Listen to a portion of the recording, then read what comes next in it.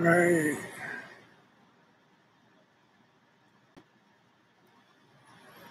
You want to read that one first? Or you sent me two of them. Yeah, I'm just kind of looking real quick. I already put it out there. Shalom, Israel. We had 0 people in. Everybody out at the parade and doing Sunday dinner, talking about the next pagan holiday they're going to keep. At the parade. Mm-hmm. Get y'all butt online. This is not a scheduled broadcast. Where is it? Yep. Probably share it now. Put it in the... I don't have the link.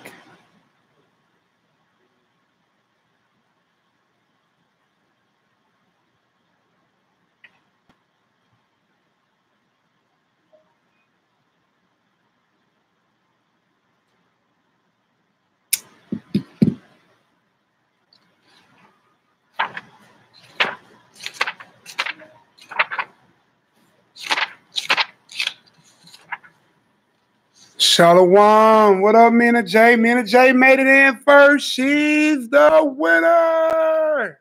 Second in, Howard Brown. My brother.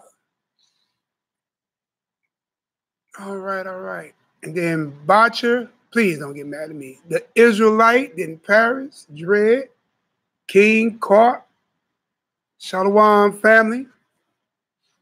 All right. We got Brother Marcus in, Iris, Tuvia, Shalom Israelite. Just chopped up with them on the phone right before I went live.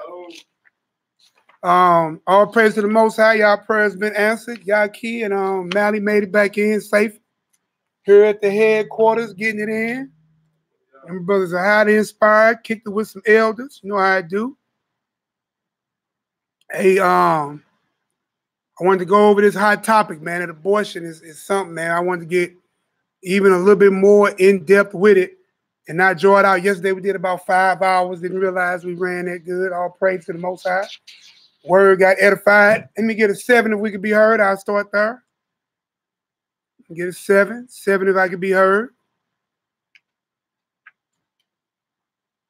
All right. Amount of 2 to 3 witnesses. Everything. Shalom, Deuteronomy 28. Judah Matt. Diana. What it do, she bro? Daughter of Torah. Wardy P. What up, Wardy P? All right. Shalom. What up, Watchman? All right, yeah, we're gonna hit this abortion across the head, man. We're gonna leave it without question. I believe we did it yesterday, but you know, by it ran so long, we lost a few people along the way, not in a bad way. You know, people got tired, some nodded off, some went to sleep. So you ain't even got to go back and go through 5 hours. We're gonna give it to you real quick today. Straight shooting. We're gonna get it in. We're gonna read us the Psalms to bring it in and Psalms to end us out. Then, you know, come Monday, we'll be back on our regularly scheduled program with our prayer in Hebrew and in English. Mally or Aki Yaki will be on the 1s and 2s holding it down. But we're going to get this praying. But look, y'all, I'm going to make sure I bring this home. So when we end this one, it's going to be a question. Is it permissible or not permissible? It's the hottest topic. Right now, it just came across the wire, Alabama. Boy, you heard I said that? Alabama. I don't know how I just said Alabama. I chopped that up. Right. I just did that down south chopped and screwed. Did y'all hear that? Remix. No, but Alabama just passed it, y'all. They are now banned. If any doctor get performed outside of the realm of life in danger, then that doctor can get up to 99 years in prison. And I don't know what they're gonna bring on the woman, but I just got a quick small read.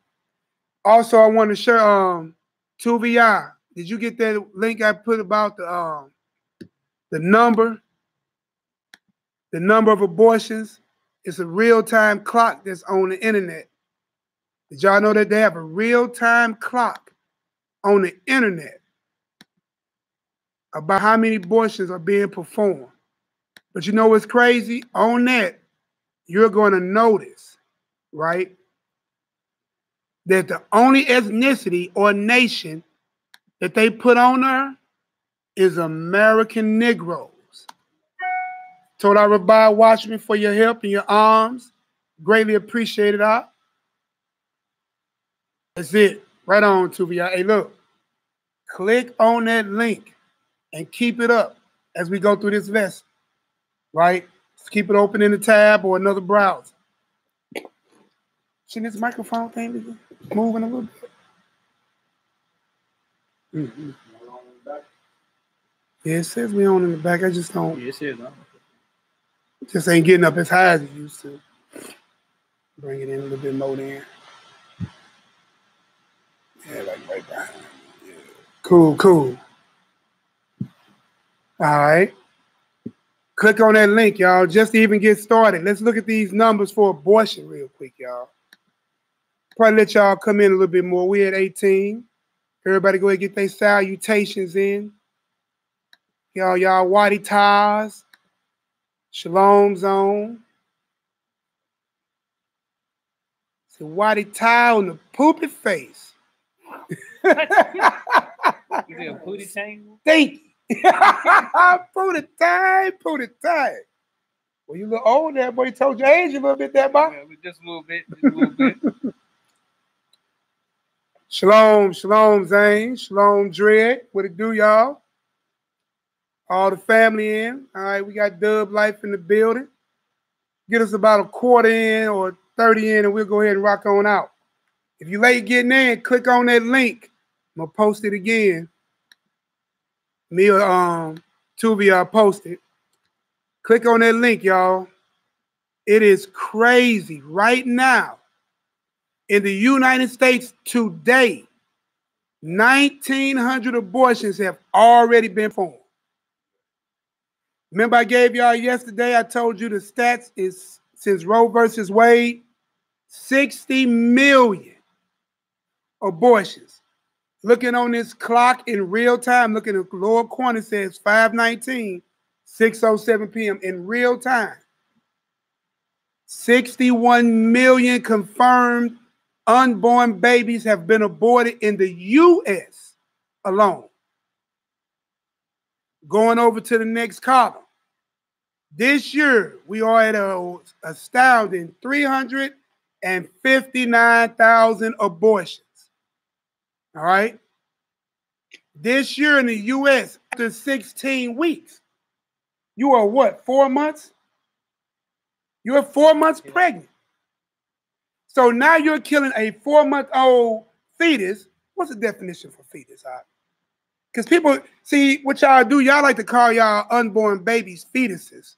So y'all don't have to worry about feeling bad by saying, I have killed my unborn baby. Right? So fetus is an unborn offspring of a mammal. That's what they say we are. In a particular unborn human body or human baby more than 8 weeks after conception. So this baby clearly is fetus by definition. What is the other definition? A developing human, usually 2 months after conception. Now let's see what embryo means. Because these are the terms that I notice that people use so they don't have to come with the conscious concept of you are killing a baby. All right? So embryo is an animal in the early stages. You know what? I should have been putting them definitions in. I'm just reading some stuff for just doing a little maintenance real quick, just some reading. You know, I told you my little thing is history and stats. So it's an animal of early ages that grows differentiation, wow, that are characterized by cleavage. What are we reading? Huh? It say cleavage, don't it? The laying down of fundamental tissues and formation of primitive organs and organ systems, especially the developing human individual from the time of implantation to the end of 8 weeks after conception. So first they call you a embryo, and then after 8 weeks, you become a fetus.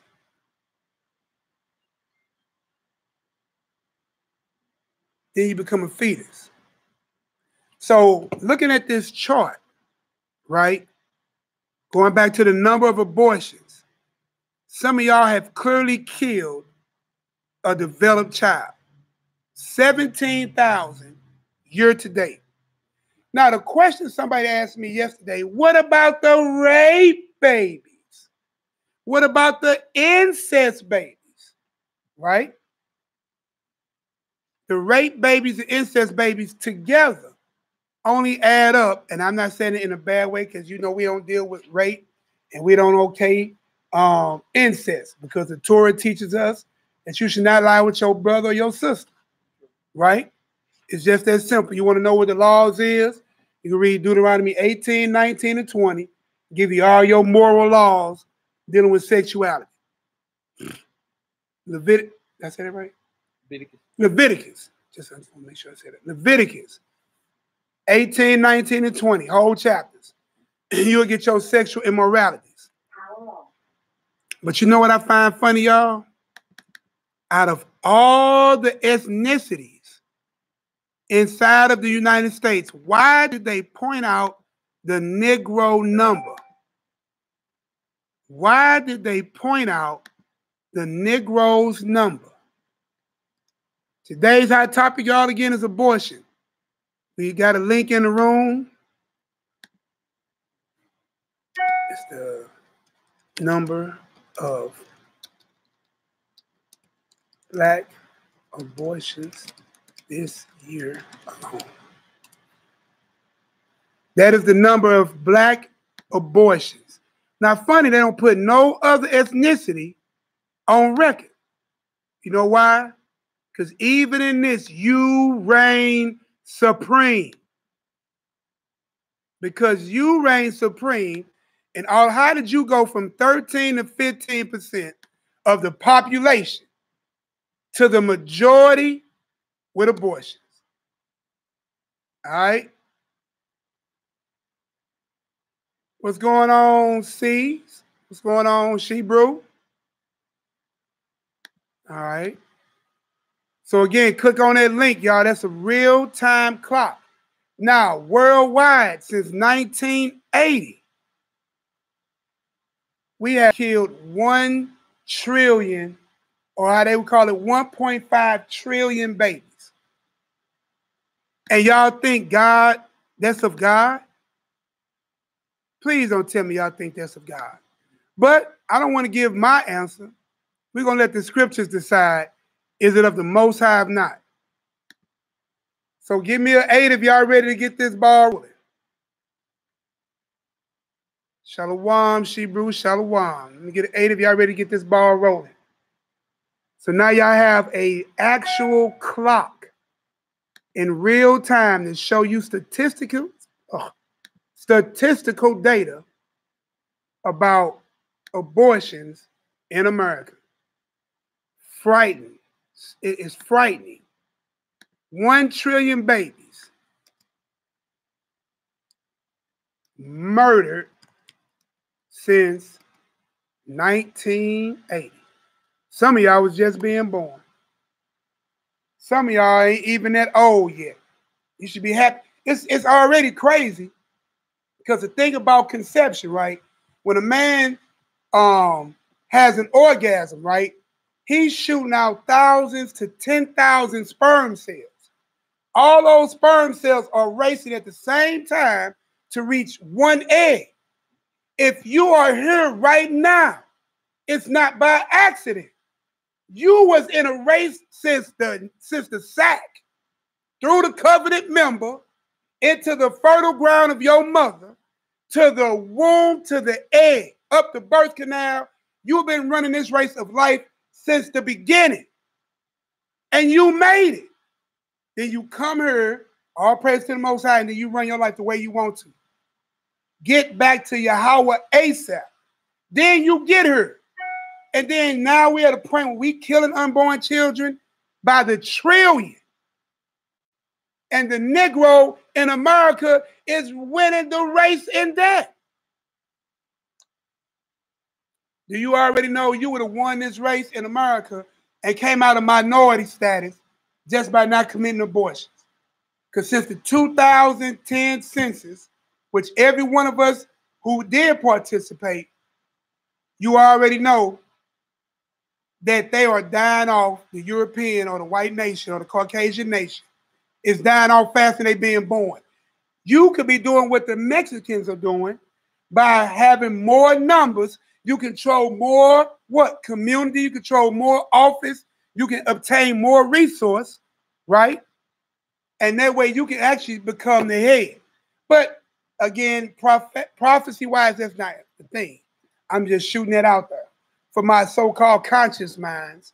You could be beating this thing by numbers because numbers matter.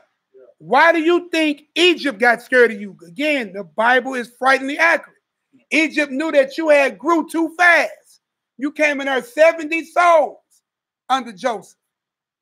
By the time Joseph died off and that first Pharaoh died off, man, you were in great numbers. And the Pharaoh that took charge said, whoa, whoa, whoa, whoa, whoa, whoa. If these Israelites join to a neighboring enemy, we over with.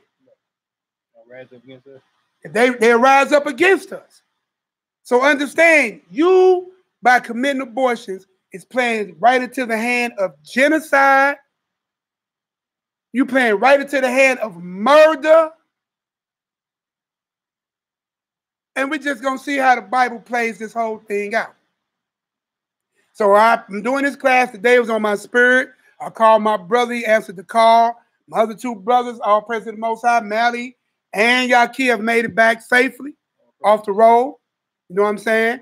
And prayers still out for our other brothers out there in Memphis and Mississippi attending that award show. And all our other brothers and sisters out in the diaspora, prayers to them. Let's go ahead. We're going to get this prayer in real quick first. We're going to read Psalms 23. Bring it on in. Do me a favor, Tubi, I hit that Psalms 23 in the room that people know we praying. We pray according to the Bible, right? We're not praying toward no rock, no land, no wailing wall. We are not Jewish, as my brothers always say. Oh, all praise, right? All praise. Yeah, so we offering up prayers, man. Getting it in for our people. Psalms 23 with the Most High's permission. Psalms 23. The Lord is my shepherd. I shall not want. He making me lie down in the green pastures. He leading me beside the still waters. He restored my soul. He leading me in the paths of righteousness for his name's sake. Yeah, though I walk through the valley of the shadow of death, I will fear no evil, for thou art with me. Thy rod and thy staff, they comfort me. Thou preparest a table before me in the presence of my enemies. Thou anointest my head with oil. My cup runneth over. Surely goodness and mercy shall follow me all the days of my life. I will dwell in the house of the Lord forever. Hallelujah! Selah! Yahoo! Right. And I will dwell in the house of Elohim forever. At least that's what I'm striving for. That's my goal. All right, all right, all right, all right. So again, man, from the time that your father and mother got together, you've been in a race. You and about 1,000 to 10,000 other sperm cells run into one egg. Then you make it. Then you come and you make it. But then all of a sudden, somewhere in your life, you decide to deny that same love that was given you to be manifested. Because you claim you are people of the Bible. And you always scream this, that I can do all things through Christ that strengthened me, except for take care of this baby. Right. Except for that part. That part. That part you can't have. I can do all things through Christ that strengthens me, except for put another food and a mouth at the table. So God can grant life, created life, and then you in your mortal mind think you can take that which God created and ordained and commanded. But let's just see how this all play out. And then it's like, man, you can be killing prophets. Man, you don't know who you putting to death. You could be putting to death the next, now, I don't want to glorify no person. Put like this. Whatever that child was purposed to be, you denied that purpose. And I do know what purpose. Matter of fact, now I'm thinking about it. Let's get that Ecclesiastes 12 and 13. Look, that child was purposed to worship the Most High. And you denied that purpose. You took worship away from the Elohim who created it. It's a cold game now. It's a cold game. In worldwide, we are 1 trillion down. In the black community, we are 18,000 babies down since 73. 18 million. 18 million. Man, thank you. So check this out. Reason why I'm going to read you why. Because what you see is the leading cause of death for African Americans. The average will always say cancer, heart, gang violence, right? But guess what? Tragically, it says that the correct answer is abortion. More African Americans have died by abortion they have died by AIDS, accidents, violent crimes, cancer, and heart disease combined. Combined. Not individually, one-on-one, combined. 18 million. Oh my God. You hear what Mally just said? Mally just made a real point. With that number at 18 million, you done killed 144,000 easy. Virgins that's never been defiled, and ain't never had the name of a pagan god in their mouth. You killed 140. Boy, I'm finna do the number. You doing the number. Boy, Hebrews do. Hey, boy, same spirit. You just killed 144,000 of your own. Boy, that's 125 times, right? If you do the number, and you sitting there telling me that you think abortion is of the Most High? So that's 144,125 times. You done killed so you done killed 144,000. A whopping 125 times over. That's crazy, right? Boy, that's a cold game. That's a cold game, Israel. Listen, I know we all are guilty of sins worthy of death, right? We are still here. Grace did suffice, but we're still going to answer for it, right? Now we come to Christ, those things are forgiven. Everything else is getting counted. If you in your righteous mind, you claim to be a follower of this book, a child of Elohim, we got to correct it. I ain't sitting here trying to make you do nothing. The only thing I'm trying to do is give you the truth, because the truth shall do what? Set you free. John 8 and 32. I'm just trying to get you to see the truth, right? I can't make you do nothing. I ain't in your bedroom, and half of y'all are killing these kids based off your sexual sin. Your sexual sin getting caught, manifested. But we're going to read some scripts that didn't come out yesterday that's going to blow your mind. All right? So let's go into the first, because first they say rape. Do me a favor, 2VR. Go back to that numbers of abortion real-time clock and copy and paste the number of rape and incest babies into the room. Can you do that for me? It's like 3,000 of them. 3.4 thousand. I don't even think they do the 0.4 when it comes to that low. Nah. It's 3,000 plus. 3,400. 3,400. But we're going to go into the law of abortion. I mean, my fault. The law of rape. So we're going to start at Deuteronomy, right? Chapter 22. We're going to start at 23. Few verses. Because that's where it runs to. And in actuality, that number is really, really low. Really low. Not saying it don't have its place and it don't mean we don't condone rape. But women are trying to use that as the template for the reasoning I can have an abortion. If we can't find it in the law, you see what I'm saying? And if we read all these rest of these testimonies and it comes out, then it is what it is. The Bible means what it means and it says what it says. All right, so let's get it. Where we at? 23, starting at verse 23. 22. 22, verse 23. What he said. Let's get it. Deuteronomy chapter 22, verse 23. If a damsel that is a virgin be betrothed unto a husband, and a man find her in the city and lie with her, then ye shall bring them both out of the gate of that city, and ye shall stone them with stones that they may die. The damsel because she cried not, being in the city, and the man because he have humbled his neighbor's wife, so that thou put away evil from among you. See what's going on? Did y'all get that? So what happened is you got a man, right?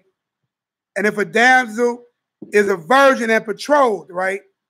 Understand, being betrothed carries the same law guidelines as actual marriage.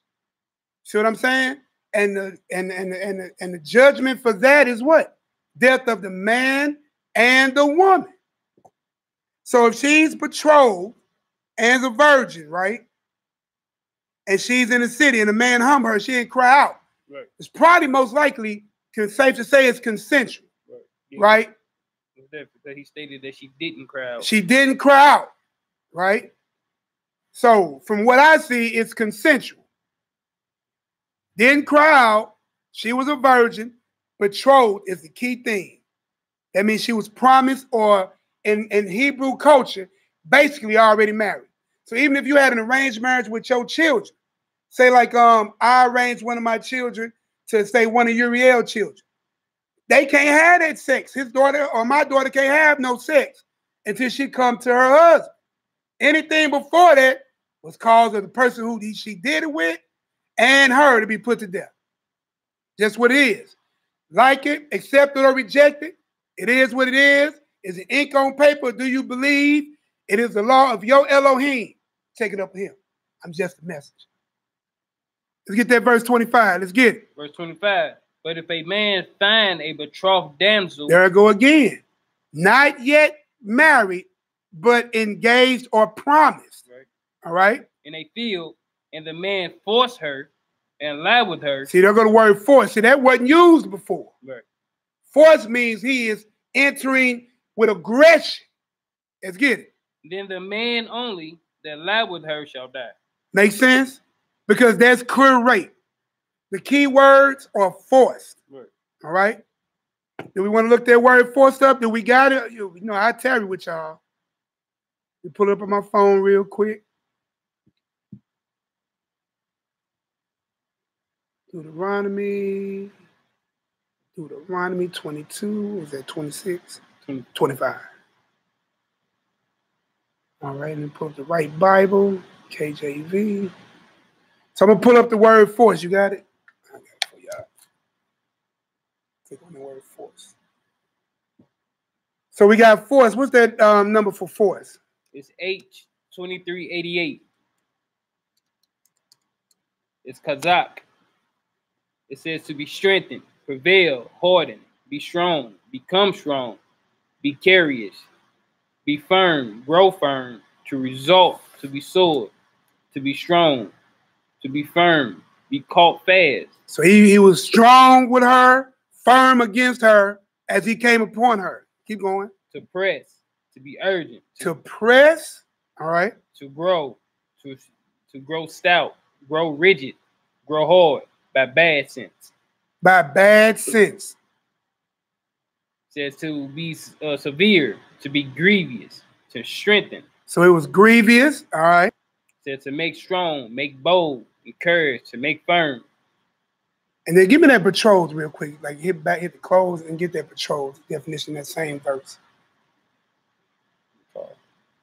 So we're gonna look up the definition of betrothed too. Hold on, let me type that in. betrothed. What's that Hebrew word number? It's H781. 781. All right. Means a Ross. Says to betroth, engage. Engagement.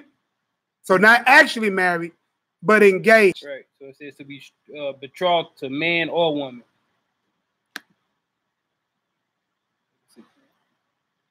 You got it? Yeah, all right, that's it.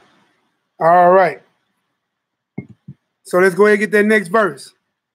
Verse 26. But unto the damsel, thou shalt do nothing. Thou shalt not do nothing. There is in the damsel no sin worthy of death. For as when a man raised against his neighbor, there I go again, and sled him, even so is this matter. For he found her in the field, and the betrothed damsel cried. There was none to save her. See what I'm saying? So she didn't have no help. So that's just what it was. So with that being said, she's not found guilty because it was not a consensual act. Plus, there was nobody to deliver her because they was in the field. The other situation, they're in the city. Only thing you got to do is yell out one time. Somebody go, listen, you know the Negro mindset.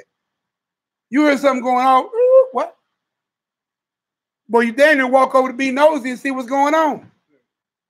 And then verse 27 lets you know that she cried out. The first one didn't. There you go. Great point. One cried out, one didn't. Consensual, non-consensual. Verse 28. If a man find a damsel that is a virgin, which is not betrothed, and lie on her, and lie with her, and they be found. Stop right there. So now we're going to run another scenario. If a man finds a damsel that is a virgin, and she is not betrothed, means she's not promised or engaged to nobody, and he lay down on her, or lay with her, right? What's happening? And they are found. Guess what happened? Then the man that lay with her shall give unto the damsel's father 50 shekels of silver. Ooh. And she shall be his wife, because he have humbled her. He may not put her away all his days. So there go your one divorce clause where it cannot be enacted. If you lay with a virgin that was not betrothed, that means you didn't commit no adultery, you didn't commit no sin, there was no crowd, there was no force. This was consensual sex with a virgin. Again, if you want to get rid of your STD problems, and you want to get rid of your having babies out of wedlock problems, if you want to get rid of all that, stop being promiscuous, regain, I don't know if you can regain your virginity, sanctify yourself and start anew. You know what I'm saying? Sanctify yourself and start anew. You will get rid of all the STD issues, because a woman should have been a virgin anyway when she got to her man. But this was a virgin, not promised, got with him. They were found out, and he had to marry. And he had to pay the dowry, right? Because the father's, oh, you're taking wealth out of their house because you're going to his house. And he could never put her away. Is that clear? Got to get an 8 for understanding of what the issues in the law of rape is.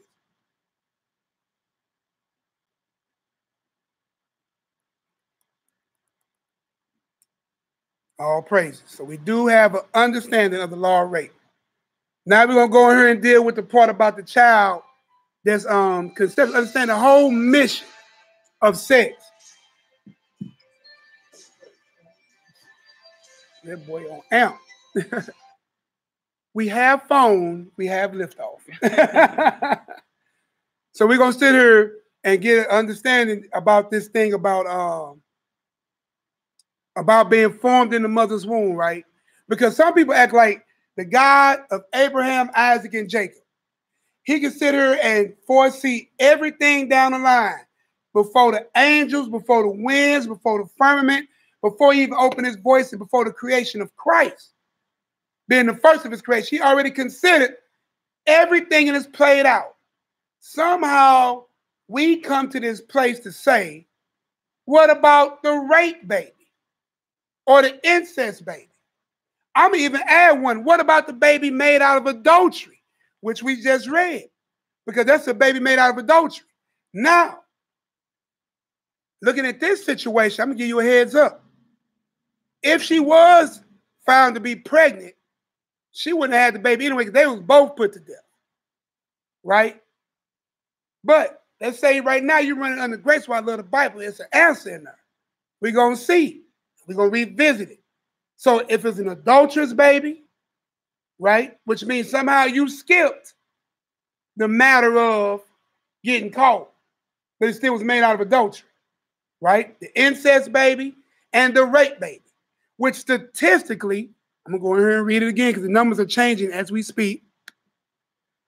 The U.S. year-to-date rape and incest baby is only 3,400. The gestation period is 5 times higher. Babies that were aborted after 16 weeks is at 17,000. So it's 5 times more babies being killed that are clearly babies. They after 4 months. You halfway through this race almost. Then in the U.S. as a whole, you had 359,000. So at 3,000, you got a number on that? Run the numbers on that real quick. So at 359,000, are you finna run it? Just do 359,000 and just divide it by 3,400. 105.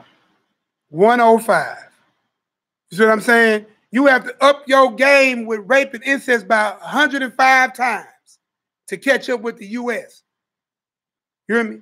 So it's not a big number. Again, we're not condoning, okaying, or belittling the situation of being raped or with incest. We're not belittling. We're not condoning. We're not okaying sin here.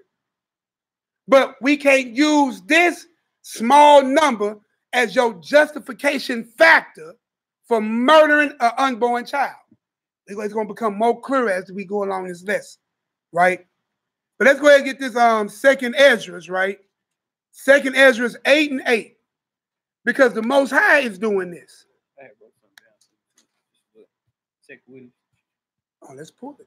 You got it? Yeah. I mean, we can read this and then just read it. Boy, love my brother, but them witnesses finna get to flying. And there is no law on record, and it was never understood in all of our Hebrewism, forgiveness for willful sin. And you can read that in the book of Hebrews, even in the New Testament. There's no forgiveness for willful sin. So I can't sit and say, well, I'm finna go murder my brother. We're going to read that, dealing with Cain and Abel with the first murder. We're going to see. You should have heard what Cain said to his brother before he killed him. What's even more profound, you should have heard what Abel said about the Most High dealing with him. There's no forgiveness for willful sin, definitely premeditated willful murder. Let's get it. Second Esdras, chapter 8, verse 8. For when the body is fashioned, now in the mother's womb. So the body is fashioned, right? Your father did his part. He shot his gift. Right down, boom, right past the covenant agreement. That's how deep this is, huh? You came from your body, your father's body, passed through his agreement with God, you feel me? Yeah. Right into being planted into fertile earth in your mother. Yeah. You gonna precept that? Man, you wanna do it now? You wanna go ahead and wait? Yeah, I'm gonna I probably brought it out, huh? Yeah, you brought it out, bro. Let them know where you're going. Hold on, let me type the first one. We said second Esdras. The second Esdras, chapter 8, verse 8. And then now we're going to a witness. This is Apocalypse of Esdras. This is chapter 5. I'm sorry, verse 12. And Esdras? Yeah, Ezra. Ezra. Yeah. And that's the same people. Ezra and Ezra is the same.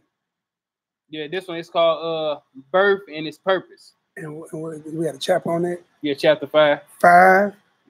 verse 12 through 14. 12 through. Let's get it. Hey, look, we are not making this thing up. We're not making it up. Pseudepigrapha, right? Pseudos, and we're going to the apocalypse. Listen, because Ezra, it would make sense Ezra would have such knowledge like this. Right.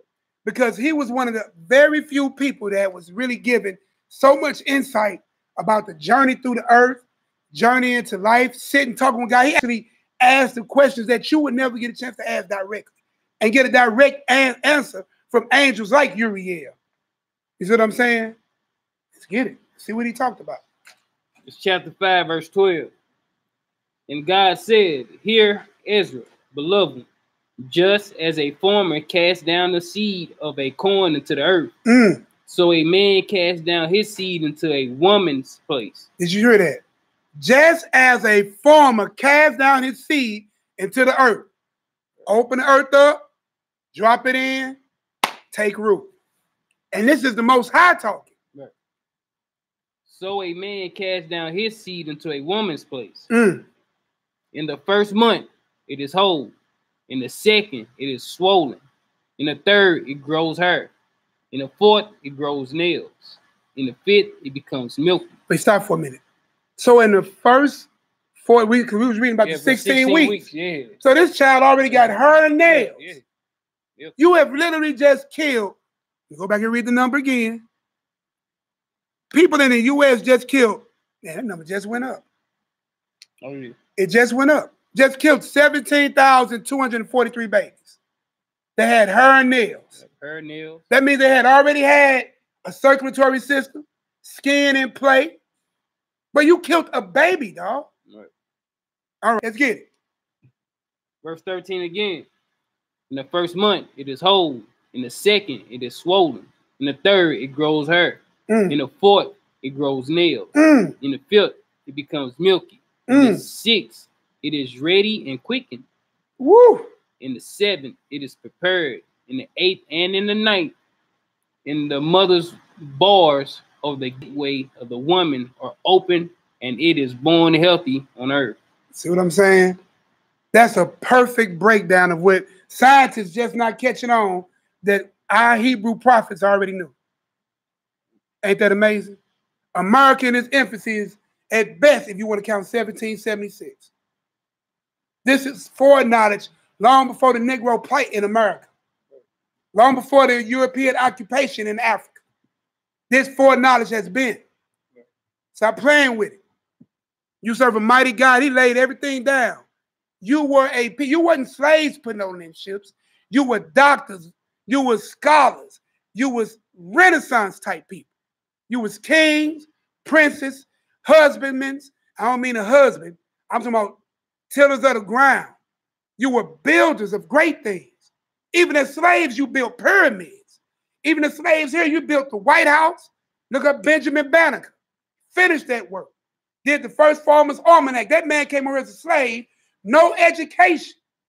Sat back and mapped out the whole star system. That's ancient knowledge in his DNA. Go ahead, let's finish reading. That was it. That was it for the 8? Yeah. So go to Genesis 1 and 28. No, let's get another witness. Did we get that second Ezra? No, we got to finish it up. We're going to read that second Ezra, y'all. Your brother want to get this to you, man. I want you to get all of it. All of it. And the whole thing is, why are you murdering babies because of your sexual sins? How about the judgment for murder is death? So soon as you chop that baby up, somebody should have been chopping you up. But you got grace. So you didn't die. So I pray you repent, turn from that wicked act. How about no more casual sex? Notice that all these things dealing with rape was dealing with virgins. What about the promiscuous woman? She probably was being promiscuous. You see what I'm saying? You got to stop sitting there paying lily pad, loin warfare, jumping around. Because what it is, you have no accountability. Because you think I can take the morning after pill. If that don't work and it still took root, which means you're dealing with a strong seed anyway. and then you still had that baby killed. But let's get it. Second Ezra. Second Ezra chapter 8, verse 8. But when the body is fashioned, now in the mother's womb, and thou givest its members, thou create creatures is preserved in fire and water.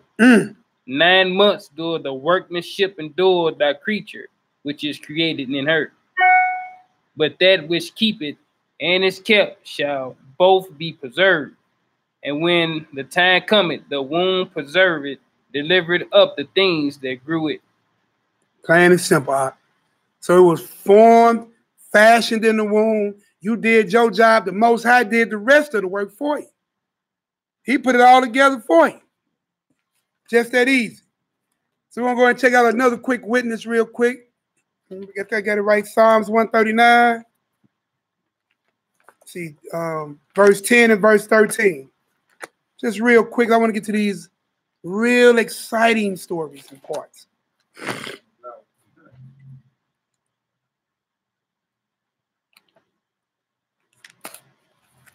Going back to my Bible app.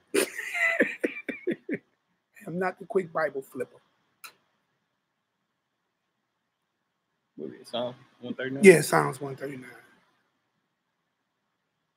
10 and 13. Let me know when you're ready. I'm even slow here, ain't I, man? Bingo. Bingo. Eyes ready. Psalms 139, verse 10. Even there shall thy hand lead me, and thy right hand shall hold me. 113? Yeah. 10 through 13. Right. Okay. Verse 11. If I say, surely the darkness shall cover me, even the night shall be light about me. Yeah, the darkness had it not from thee, but the night shining as the day. The darkness and the light are both alike to thee. But thou hast possessed my reins. Thou hast covered me in my mother's womb. So I just wanted y'all to see that the Most High is even active in your mother's womb. He's acknowledged with your conception. He's acknowledged with the thing that is growing within. And as you see, you are even being covered in his womb. So no one gets pregnant by accident, and it did not skip his mind, or it was not seen by him. It was definitely seen of him. God knew everything, even the rape baby, even the adulterous conceived baby, right? And even the baby of incest, which numbers are low, you know what I'm saying? And people try to use to substantiate the reason for what? The murder, right? So where we going next? Go ahead to Genesis 1:28. We'll get to the law. Because this was the law given from the beginning. You got a precept? No, I'm just going to hit this Jeremiah chapter 1, verse 5. So just, we know Jeremiah was a prophet. So this goes to show a lot of people who end up, having abortions, they could be killing prophets, teachers. So this Jeremiah chapter 1, verse 5. It says, before I formed thee in the belly, I knew thee. There you go. And before thou comest forth out of the womb, I sanctified thee. Woo. And I ordained thee a prophet unto the nations. I'll go show you that a lot of us, well, not us, but a lot of people who done killed all these babies, man, they done probably killed some prophets. Woo. Man. And Christ said, ye are the people that killed the who? The prophets. So you sit here destroying these unborn children. And listen, what would make more sense to you? Because Satan is at war. What is that? Revelations 12 and 17. So they keep 12 and 7. Now they already know where I'm going. Because Satan is at war with Israel, with all mankind all together. 12 and 17. Read it. Yeah, Revelations 12. Revelation chapter 12, verse 17. And the dragon was wroth with the woman. So the dragon or the Satan or the enemy, right, was at war. Do it say the word war? Was wroth with the woman. Was wroth with the woman. And went to make war with the remnant of her seed, which keep the commandments of Yah and have the testimony of Yahushua Christ. See, right there. Look, if Satan is having a plan of attack for the seed of the woman, of the one who bears those who come forth to keep the commandments of God and the faith of Christ, would God tell you it's okay to keep an abortion? Or is that more of a Satan mindset? Because you have to forward his plan. Right. His plan is at war with the seed of the children of those who keep the commandments and the faith of Christ. So if that's war, I don't believe Satan and God are working together. Well, it's okay. You go ahead and kill your baby. I love you. Oh, yeah, and the enemy who comes to devour you wants to kill the baby too. So he loves you. It got to start kicking in at some time. All right? All right, so that was another witness. So with this Genesis 1, listen. Your whole purpose was to pop. Your whole purpose was to have children. You were supposed to subdue this planet and fill it and replenish it. Not sit here and just have total pleasure without no babies. If he didn't want you to have no babies, he would have made your womb unfruitful. Or your seed unfertile. How about that? I think of that word. Let's get it. Genesis 1:28. Genesis chapter 1, verse 28. And God blessed them, and God said unto them, be fruitful and multiply and replenish the earth. Was that a suggestion or a command? It's a command. Okay. Be fruitful and multiply and replenish the earth. Be fruitful, multiply, and replenish the earth. Every tree that's out here, they don't give the other tree birth control. The other tree that's out here, don't tell the other tree we ain't supposed to be having no fruit off our limbs. Everything in creation knows it's supposed to reproduce. Everything in the planet knows that. That solidarity of your species, your nation, is the way you pass information from generation to generation. The basic function of a cell is this. It's born. It reproduces, it passes information, and it dies. Simple life function. Born, reproduce, pass information, die. That's your whole purpose. Even your cells know that. But somehow with your high on the food chain, overconscious, I'm all awakened, I'm enlightened asses, think you got this. And the first thing you want to do is run and kill your unborn child. Hey, a man who would kill his baby, y'all get mad at a man who kills a child that's born on this side of the womb. How should you feel about a man that kills a child or a woman on that side of the womb? Nowadays, people get mad when you kill a dog. Hell, you killing a dog gets you time. But you'll pay somebody to take your child. Right. Then it's the killer part. They'll take your child, dismembered parts, and then sell it for stem cell research. Then also they can take that and learn how better ways to kill you. Because that child that's unborn is not tainted by food. It's not tainted by GMOs. It ain't even tainted by the air you breathe. It ain't tainted by food. It's perfect. Except for the stuff they put in the moms or whatever might. But you kind of see what I'm saying, the gist of it though? That's why it's important for them to get those cells to study, because those cells have not been tampered with, per se. You know, so, but go ahead. Verse 28 again. And God blessed them, and God said unto them, be fruitful and multiply and replenish the earth and subdue it. And subdue it. And have dominion over the fish of the sea and over the fowl of the earth and over every living thing that moveth upon the earth. Now, so-called black men in America, how can you subdue anything, right? You was told to be fruitful, multiply, rule, subdue. Everything that's on this planet, even the other nations. You're going back to that glory. You can't do that, and we already 18,000 down. 18 million. I keep giving y'all too much credit. We 18 million down. That means you'd have killed 144,000 virgins that never even bowed a knee to bow.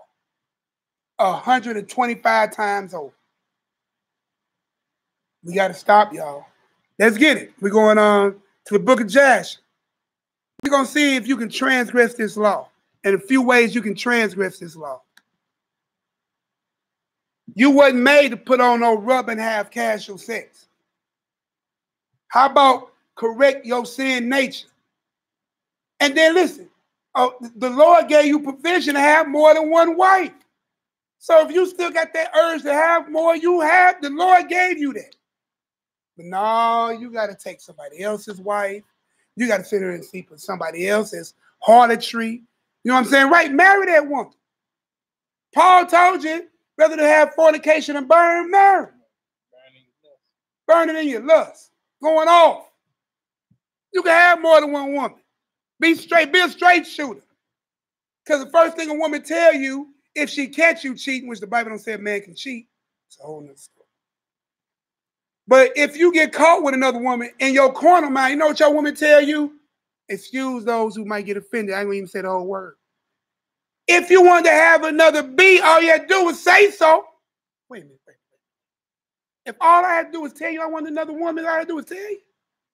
And then half the time they catch you, they say that, then guess what? They take you back anyway. Well, how about just be a straight shooter? You'll be respected more. And you can go ahead and have what the Lord said you could have. But I don't want to go into all that. We'll go ahead and run that Jasher. So we're at Jasher, which one? Chapter 2. Jasher chapter 2. You know chapter 2? Yeah. Chapter 2. 19 through 22. Jasher chapter 2, 19 through 22. Shalom, Poppy. What's going on, Poppy Shoes? So you driving, getting it in, huh? That's when you serious about trying to get this thing. Boy, you got your stuff on the speaker, on the Bluetooth, getting it in. Be safe, my sister. We need you out here. Jasher chapter 2, verse 19. For in those days, the Son of Man began to trespass against God. So early on, right, you started to see that man started going off. And to transgress the commandments which he had commanded to Adam, to be fruitful and multiply on earth. So you hear that? Man is starting to transgress what some call that Adamic law. Be fruitful and multiply, right, which still is the command in the earth today. Verse 20. And some of the sons of men caused their wives to drink a drought that would render them barren. So back then, in them old times, they had birth control. Right. Nothing new under the sun, y'all. Nothing new under the sun. What was, is, and what is has already been. And the Most High going to require that which is past, which is going back to Eve. And running this thing on a righteous, pure level. Right? So the sons of man already are transgressing the law given to Adam about what? Fruitful and multiply. By giving birth control. Uh-oh. Birth control sin out here. Yeah, I said it. No, the Bible said it. Jasher said it. All right? And Jasher is valid because the Bible gives you two witnesses on how to study out of it. In order that they might retain their figures and whereby their beauty, appearance might not fade. So right there is letting us know you just wanted her for vanity and lust. You wanted the physical look, right? You wanted the outer cup. You wanted them hips and dips and curves. Not what she was meant for was to have children and bear you seed and bring forth a mighty nation to worship Elohim. You didn't want the righteousness of it. You just wanted that bad body. I got some partners say, I want that 100-pounder. What the hell that mean, 100-pounder? Bruce said, I want 100-pounder. I said, what you? He said, boy, you can play with that. I'm like, oh, y'all cats going off, dog. Want 100-pounder, boy. Hey, man, it get cold outside. 2 bones gonna cause friction, will be mad. But go ahead, man. It go knee, about to go corner. Don't. I'm not. Hey, but no, but if you look at verse 20, I mean, you see a lot of women till this day, they do the same thing. You know, they don't want to have children because they want to keep their figures. you see they got like these before and after Pictures they put up. You know, so it's just like this goes back to, you know, men and women, you know. Before the flood. Before the flood. This is before, so this is old. And listen, it died in the flood, but how did it make it over? Bro? That's what wickedness is. That spirit made it over. So then, you know, just like this is pre-flood. I was gonna get it to you when we get down, we'll see it. But you want to read that verse 20? You were saying? No, I was just saying like okay. how bro said like the spirit carried over. So just let you know, like energy is never destroyed, it's just transferred. So spirits are never destroyed, really, they're just transferred. That's how you know when you die, you're not totally destroyed. It goes somewhere. Energy has to go somewhere. Right. Be careful where your energy go. So verse 21. You said read down to 22, right? Yeah, 22. Verse 21. And when the sons of men called some of their wives to drink, Zillah drank with them. And the childbearing woman appeared abominable in the sight of their husbands as widows. Wow. So because your woman got pregnant, right? Finish that off. This is the last part. Yeah. Whilst their husbands lived, for to the barren ones only they were attached. So listen, the women, how do you become a widow according to the script? Of your husband died. If your husband what? Died. If your husband died, you become a widow. Notice that this said that those women that became pregnant were made to be as widows, even while the husband was alive. Means they took their covering off of them. They wasn't dealing with them because they got pregnant. Ain't that crazy? Read the last part. Was that it? Yeah, it said, well, whilst their husband lived, for to the burned ones only they were attached. So the only thing they wanted was the ones that wasn't pregnant. Sick. So already you know that birth control and that sex without the understanding. Because listen, having children is the byproduct of sex. I'm going to see if y'all figure that out again. Children are the byproduct of sex. That's what it was purposed for. You were meant, so-called black man, first to the planet, first that God loved, children of Israel, to render children, subdue the planet, and rule it, and replenish it. That was your purpose. But you out here trying to get your pull-out game up, your rubber game up. You're trying to do all those other things, except for what you was purposed for by your creator. All right, where we going next? I should be on. Genesis.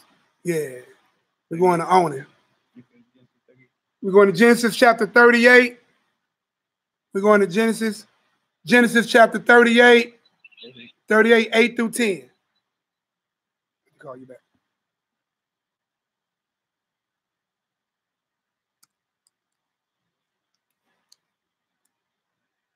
Y'all had to hang up on my wife. Love you, baby. No, she don't like this. Love you, boo. I'm gonna pay for that one later. All right, y'all. Let's go to Genesis chapter 38, verse 8. Genesis. Let me know when everybody. Hey, let me get a 7 if y'all are.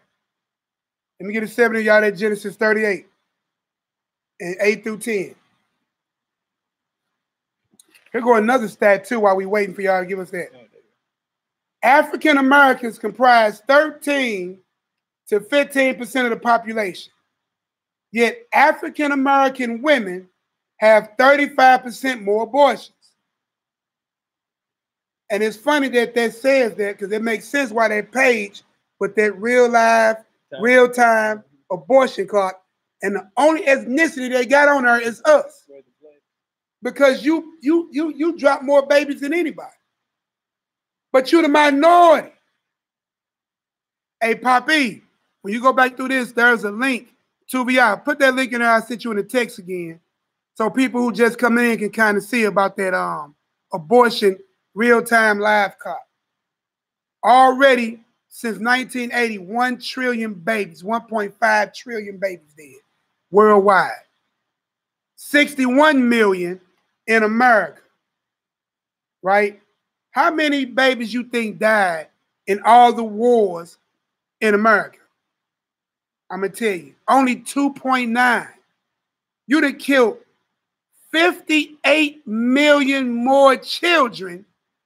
You'd have killed 58 million more children than any man or woman that died in all the wars in this country.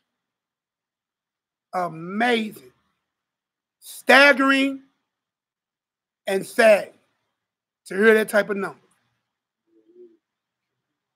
61 million children dead. 1.5 trillion worldwide dead. Of our own people, right? Just this year alone, 18 million. Only 3,000 collectively of all races is 3,400. Give me, you know what? I'm going to help you out. 3,400, right? 3,400 multiplied by 35%, right? We just heard that. Only 1,100 of those was rape babies in the black community. And how I got to that number, I took the 3,400 of rape or incest babies. Took 3,400, I multiplied that by 0.35 or 35%, and only 1,190, 1190 of that is from black people. So stop using I was raped and incest when you only have 1,000 out of 18 million.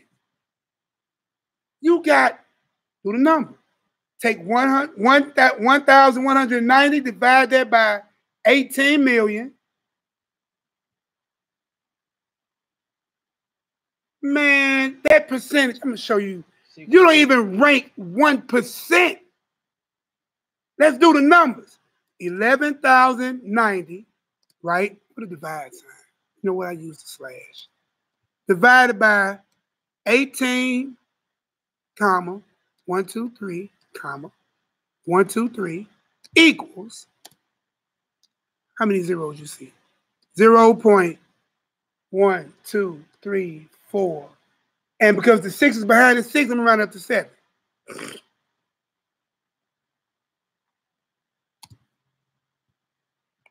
0.00007% are rape babies. Stop it. That ain't even 1%, y'all. So stop using the excuse of rape and incest. Huh?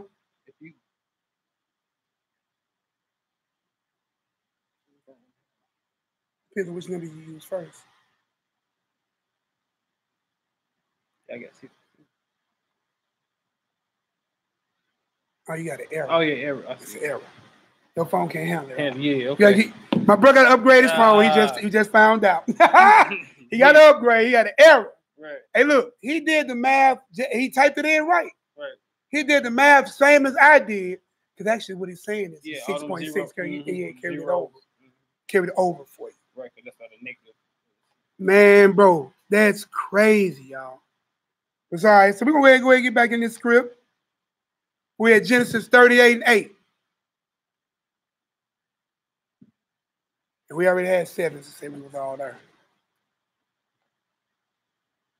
Man, now when you think about like our people, right? So just Israel in general. Like we always talk about like the black on black crime. You know, like we need to stop all this killing. Somebody finna bring something out. We need to stop killing each other, this and the third. But it's like, man, we never talk about us killing our people as fetuses and abortion. Like, we don't talk about that crime. We don't tell our people to stop that, but we tell them. So, I mean, both of them is black on black crime if you look at it. Did you hear what my brother saying? We talk about black on black crime first. Every nation on the planet have nation on nation crime. Most definitely. But I'm dealing with us. Right, most definitely. The children of Israel, conscious or unconscious, scattered via transatlantic slave trade in the diaspora. Because we got to clean house first before we deal with the rest of the world. Right? Black on black crime. I said this last night, actually. The most dangerous place on the planet for a black person is in the womb of their mother. Facts. Facts. With 18 million dead, somebody do right now, how many African-American black crimes this year? Somebody do it for me. Somebody run and grab that for me right now. Please, and post it in the room. Because we had 18 million abortions already, and this is just the month of May. We only 5 months in, and we had 18 million gone. If we had 18 million on the bricks, we wouldn't be the minority no more. And won't nobody run up on you with numbers like that. This year, 18 million dead. This is why you see I feel the way I feel. 18 million dead this year. What is the black on black crime in the U.S.? The number right now. Okay, Google. The number of black on black crime in the United States today. These came back from a search. I'm trying to wait for y'all to do it. I can't. Y'all ain't popping up fast enough for your brother. And these stats are old. These dates are 2015, 2016. Now I got something from Channel 4 News. Let me click on it.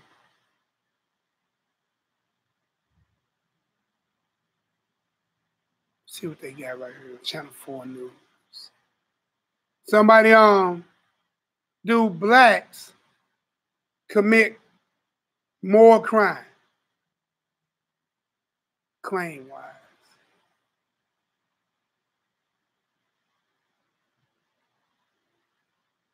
So they go ahead and point out the fact that blacks make up 12 to 13%. We know that.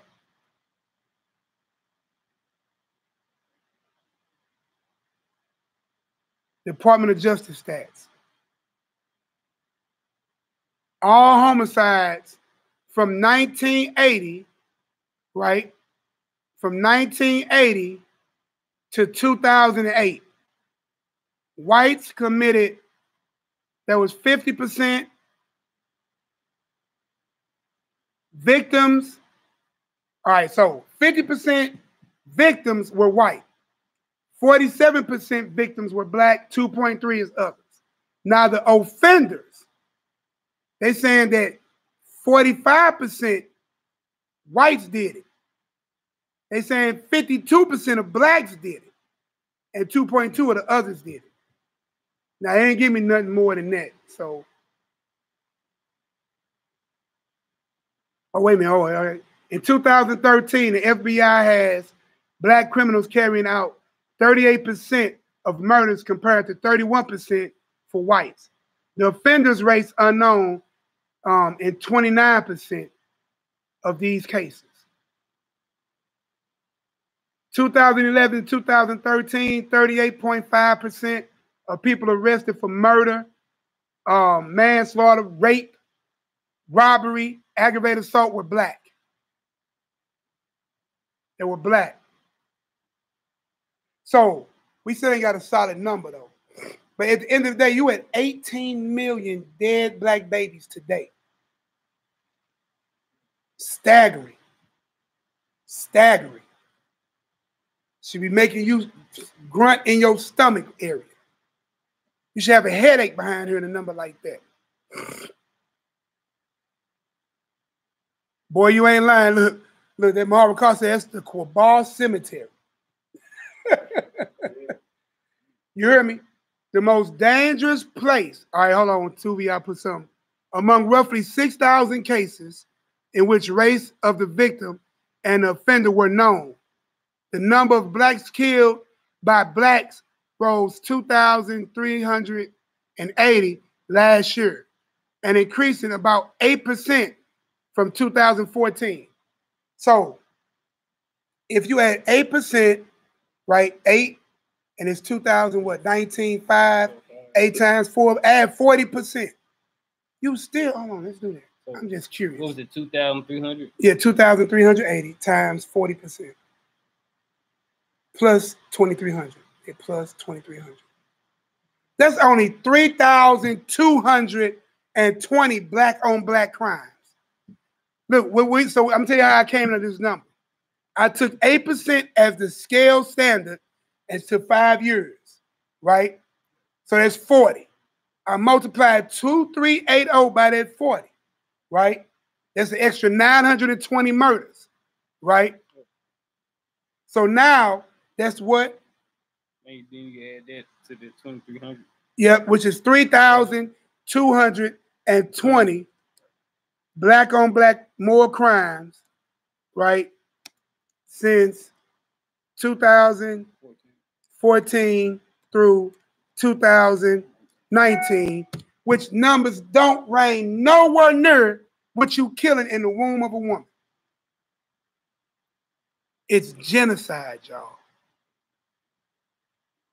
And remember what Mally had brought out, we did the math, you done killed with that many, you done killed the 144,000 who never had a pagan god or name in their mouth and never have been defiled.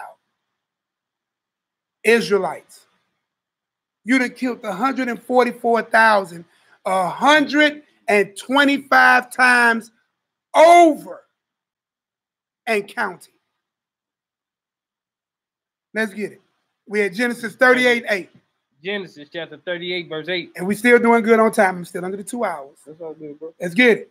Genesis chapter 38, verse 8. And Judah said unto Onan, go into thy brother's wife. So you understand that there's a law in the Israelite Torah, right?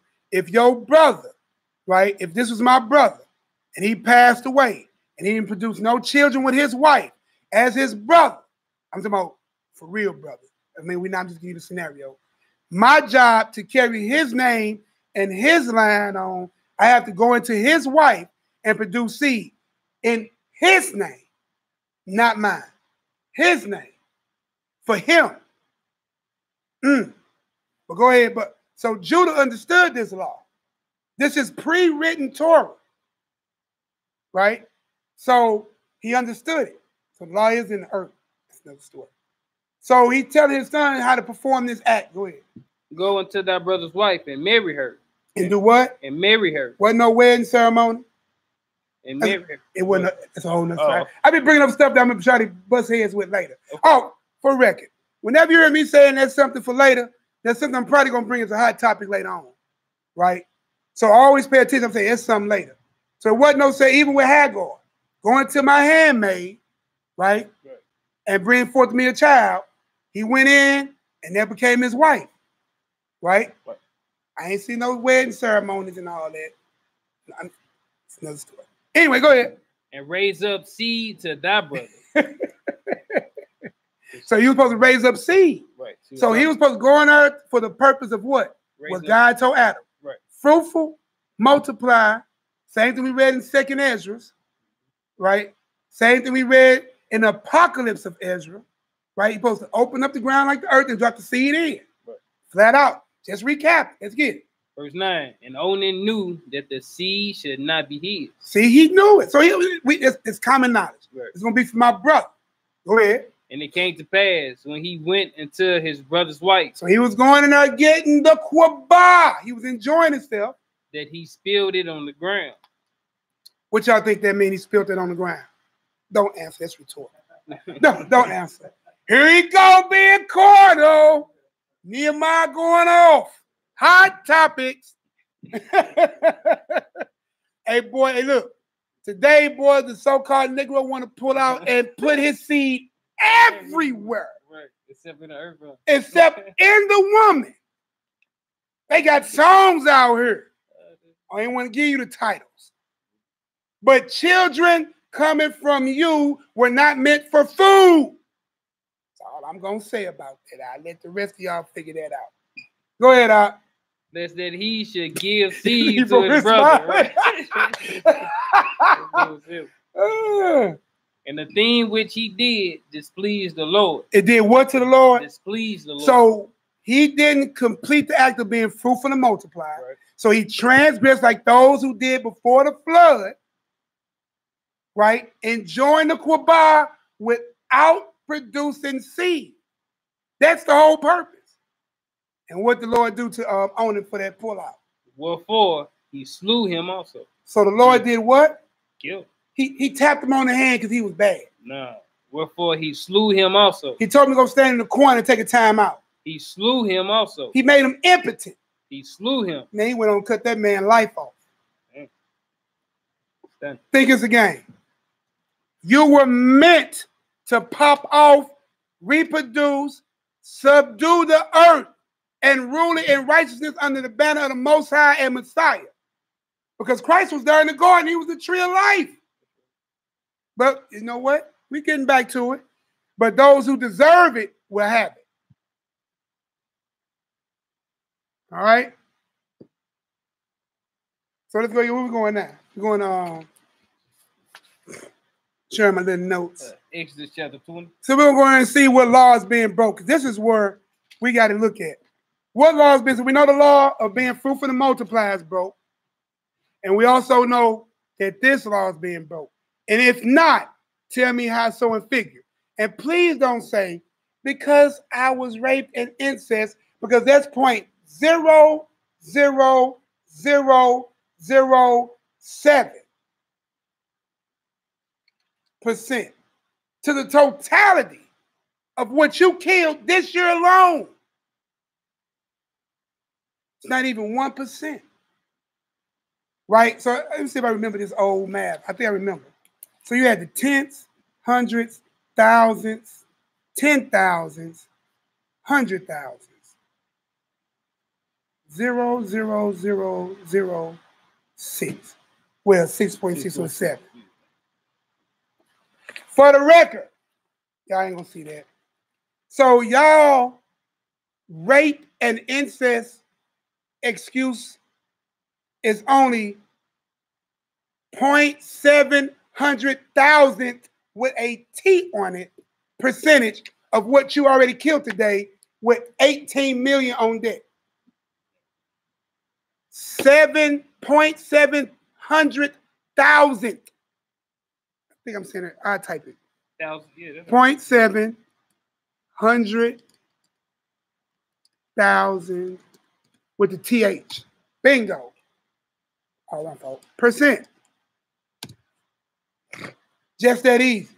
That cannot be the reason why you could justify murder when you don't even come up with 1% of what you killed this year. But maybe you still do.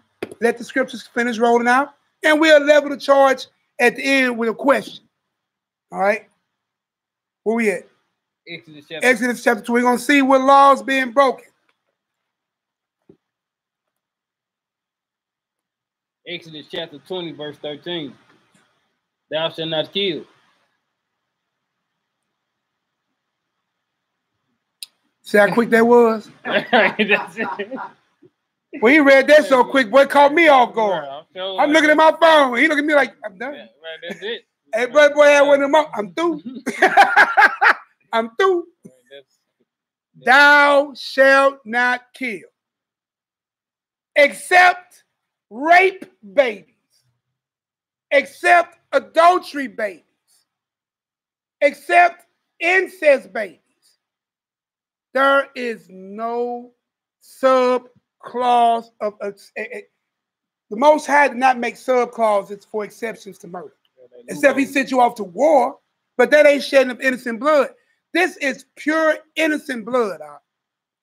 Even when he sent you in the land of Canaan to stomp them out and kill the babies and bash them and all that, that's not innocent blood.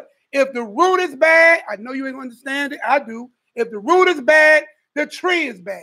If the tree is bad, the branch is bad. If the tree, the root, and the branch is bad, the what is bad? The fruit that it yields is bad. I understand, Lord. All in one. You can be in your feelings about the Most High all you want. I'm not going to question them, but I say thank you for a bit of, I understand.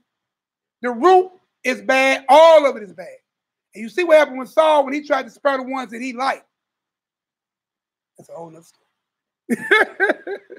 Hey, complete the task at hand. That's all I'm going to tell you. You was meant to reproduce and multiply. You was meant to subdue. You was meant to have control of everything, every nation on this planet. But you killing off babies this year at 18 million. which only 1,190 were what? Black babies, by rape and incest. Yes. Stop it, y'all. We got to get our righteous God mind back. And God don't have a righteous mind. I can't see a righteous mind. If you kill your unborn, what chance do I got?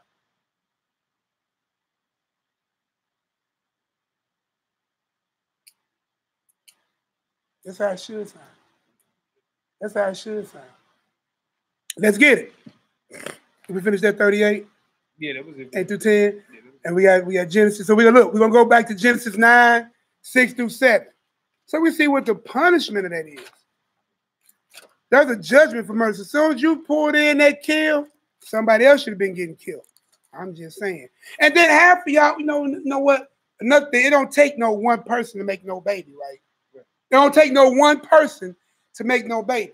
How about, did you get the man's permission to kill his child? Because only 1,100 of those were incest and rape baby. So 18 million and whatever the rest of those other numbers were some sort of consensual sex. Did you get that man permission to kill his child? And you think that, right? Look, so he was good enough to take the rod in. He was good enough to get that off.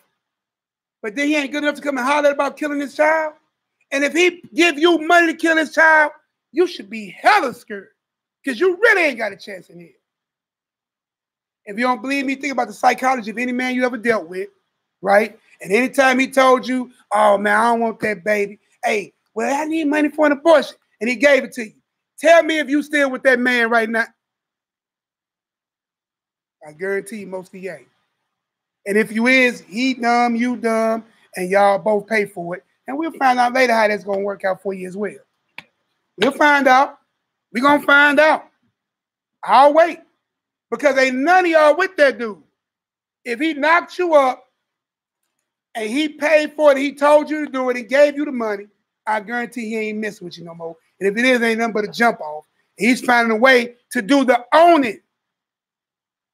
But that pull-out game ain't the best game either. I'm just trying to tell you something. I'm not going to the old Nehemiah mode. Look, I've seen the smile on the side. You know what I'm saying? Pull-out don't work, man. Pull-out don't work. If ejaculation is in play, you over with. And half of you brothers excited just to see the panties come off.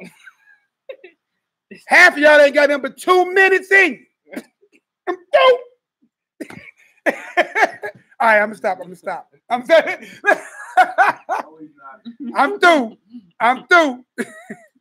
Is that all I get?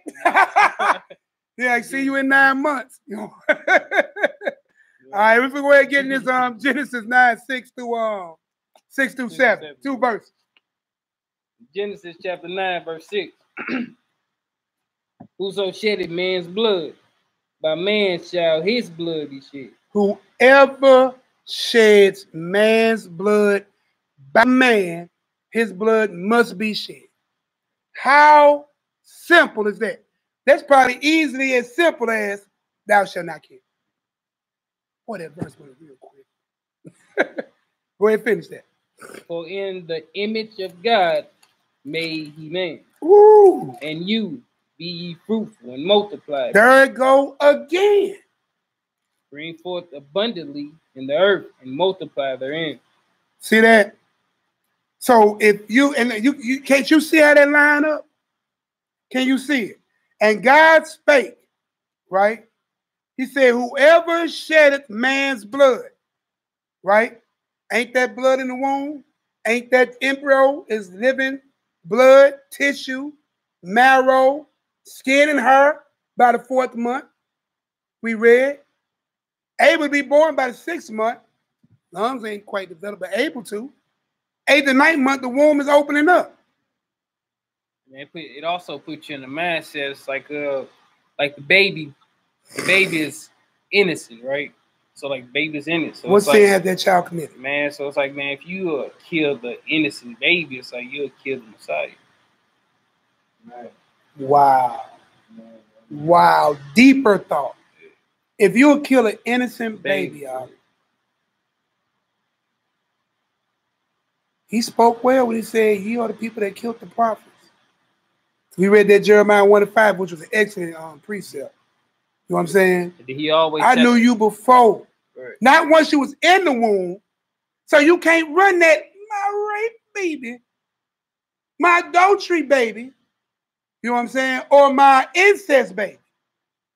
Because we clearly know the scripture says that this child was foreknowledged by the Most High before you got in the womb. No excuses at that point. But let's finish the lesson and bring everything out. Where we at, bro? Oh, that was it, 6 and 7? Yeah, that was it for that. All right, give me Ecclesiasticus 11, 26 through 33. Going into the Apocrypha, y'all. Ecclesiasticus.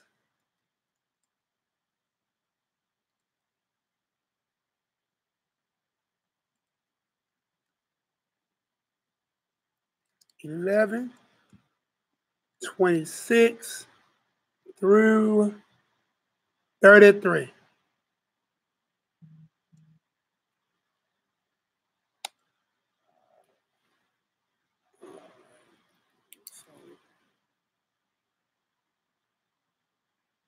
See help us out too. Sirach chapter 11, verse 26. All right, let me get a 7, y'all. If anybody's there. Yes, Sirach Ecclesiastes. There we go. Told her about it. Two of y'all be on it, bro. Sirach chapter 11, verse 26. Let's get it. For it is an easy thing unto the Lord in the days of death to reward a man according to his ways. Woo. You hear that? It is an easy thing. Y'all should be referring to that. Right. The Most High say it's an easy thing to reward you in death. And it will be rewarded with what? Pain. Let's get with it. Verse 27. The affliction of an hour maketh a man forget pleasure, and in his end his deed shall be discovered. Judge none blessed before his death, for a man shall be known in his children. But you want to kill your children. Right. A man shall be known in his children. Bring not every man into thine house, for the deceitful man have many trains. Like as a portrait taken and kept in a cage, so is the heart of the proud. And like a spy watcheth he for all they fall. For he lied in wait and turned it good into evil. And in things worthy praise will he lay blame upon thee. See, hey, wasn't me. It was my baby mama who did. My baby mama did that. Go ahead. Of a spark of fire, a heap of coal is kindled, and a sinful man layeth await for blood. See that? Sinful man layeth await for blood. Take heed of a mischievous man, for he worketh wickedness. Ooh. Lest he bring upon thee a perpetual blot. So listen, you don't need no extra perpetual blots on your soul. So basically, I'm going to tell you like this. Don't do it. Read some literature. Read some scripture. So we're going to look at this Deuteronomy 27. Because we actually agree with this and said amen together. Deuteronomy 27, 25.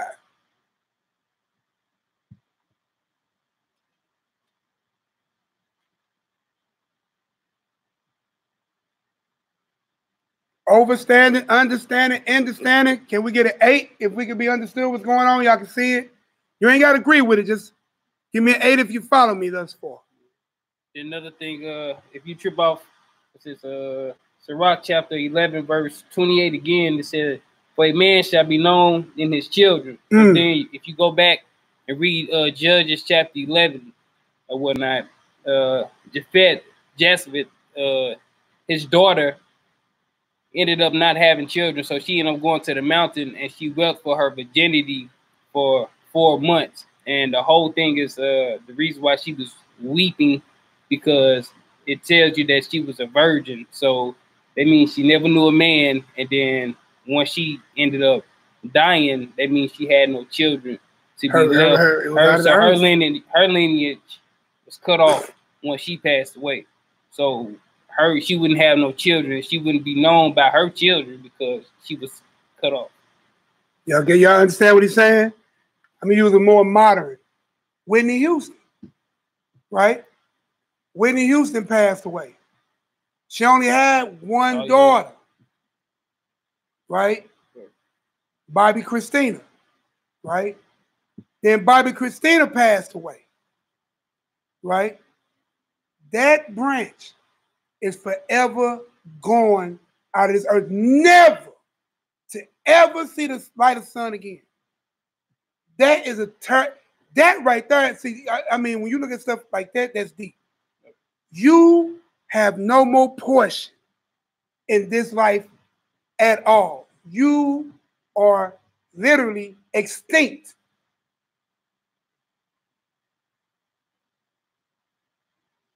That's extinction level.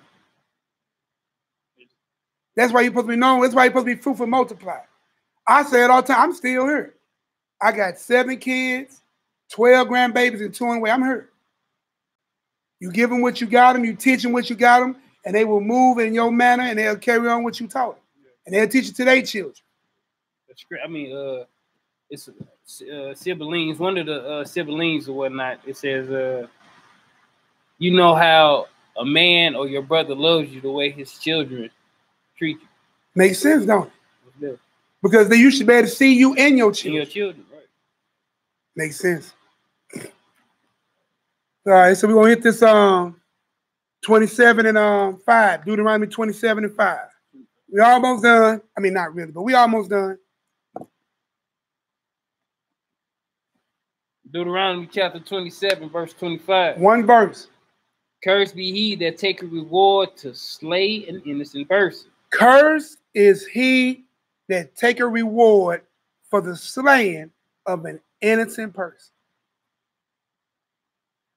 And what else happened? Watch this. And all the people. Some of the people. All the people. Only people that agreed with it. All the people. The people took a hidden vote about it. And all the people. All the people. Shall say amen. And the people agreed with an amen. All. How did you go from all the people who had an understanding that slaying innocent life is going off to now you just 18 million in the hole this year? 18 million in the hole this year. Let's get it. Next one. We're going to 2 Kings 14 and 6. Hey, listen. We didn't hit this one yesterday, y'all. This one here, boy, is about to have y'all sick. No more can you get around it. But listen, we ain't going to stop. We're going to keep going. 2 Kings 14 and 6. Let me get a number 1 when y'all get there. I want to make sure all of us are there. 2 Kings 14 and 6. 2 Kings 14 and 6. Let me get a number 1 when y'all get there. Let me get a number 1. We need to see this because the excuse on the table, which is less than 700,000% of the totality of killed this year alone, which is 18 million, because they try to say rape, incest, and I added adultery myself. I gave you 3. You gave me 1. We added 2 based off what we saw on the website, and I gave you 3. We upped it. Let's read that 2 Kings 14 and 6 to see what it says. 2 Kings chapter 14, verse 6. But the children of the murderers he slew not. So how did the children of murderers don't get killed by Israel?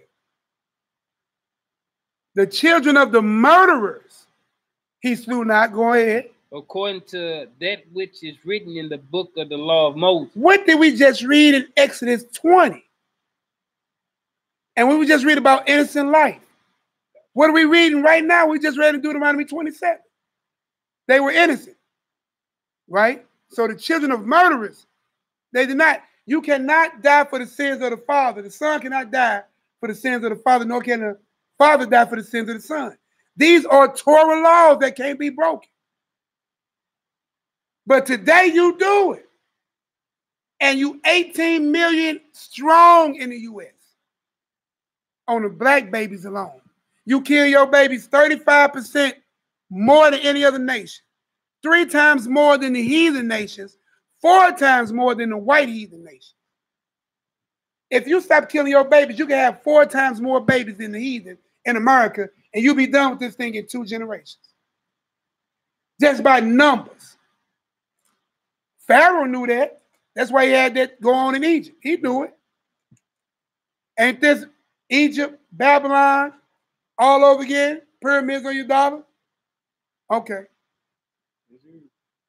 But the children of the murderers he slew not, according unto that which is written in the book of the law of Moses, wherein the Lord commanded, saying. So we're going to see the law itself, which we already said, but let's read it. The father shall not be put to death for the children, nor the children to be put to death for the father. But every man shall be put to death for his own sin. You just can't get no simple than that out here. Right. It's just that simple. How are you slaying rape children, adultery children, incest children, when the murderous children didn't get killed? Just a question. Right. You ain't got to answer. Just a question. Now we're going to get to some meat. We gave a lot of milk, carried you for about an hour and a half. Now we get this meat. So we're going to go to Enoch 69. Enoch 69 and 12. Well, we got some other ones that didn't come out either, boy. Ooh-wee. Ooh-wee. Enoch 69 and 12.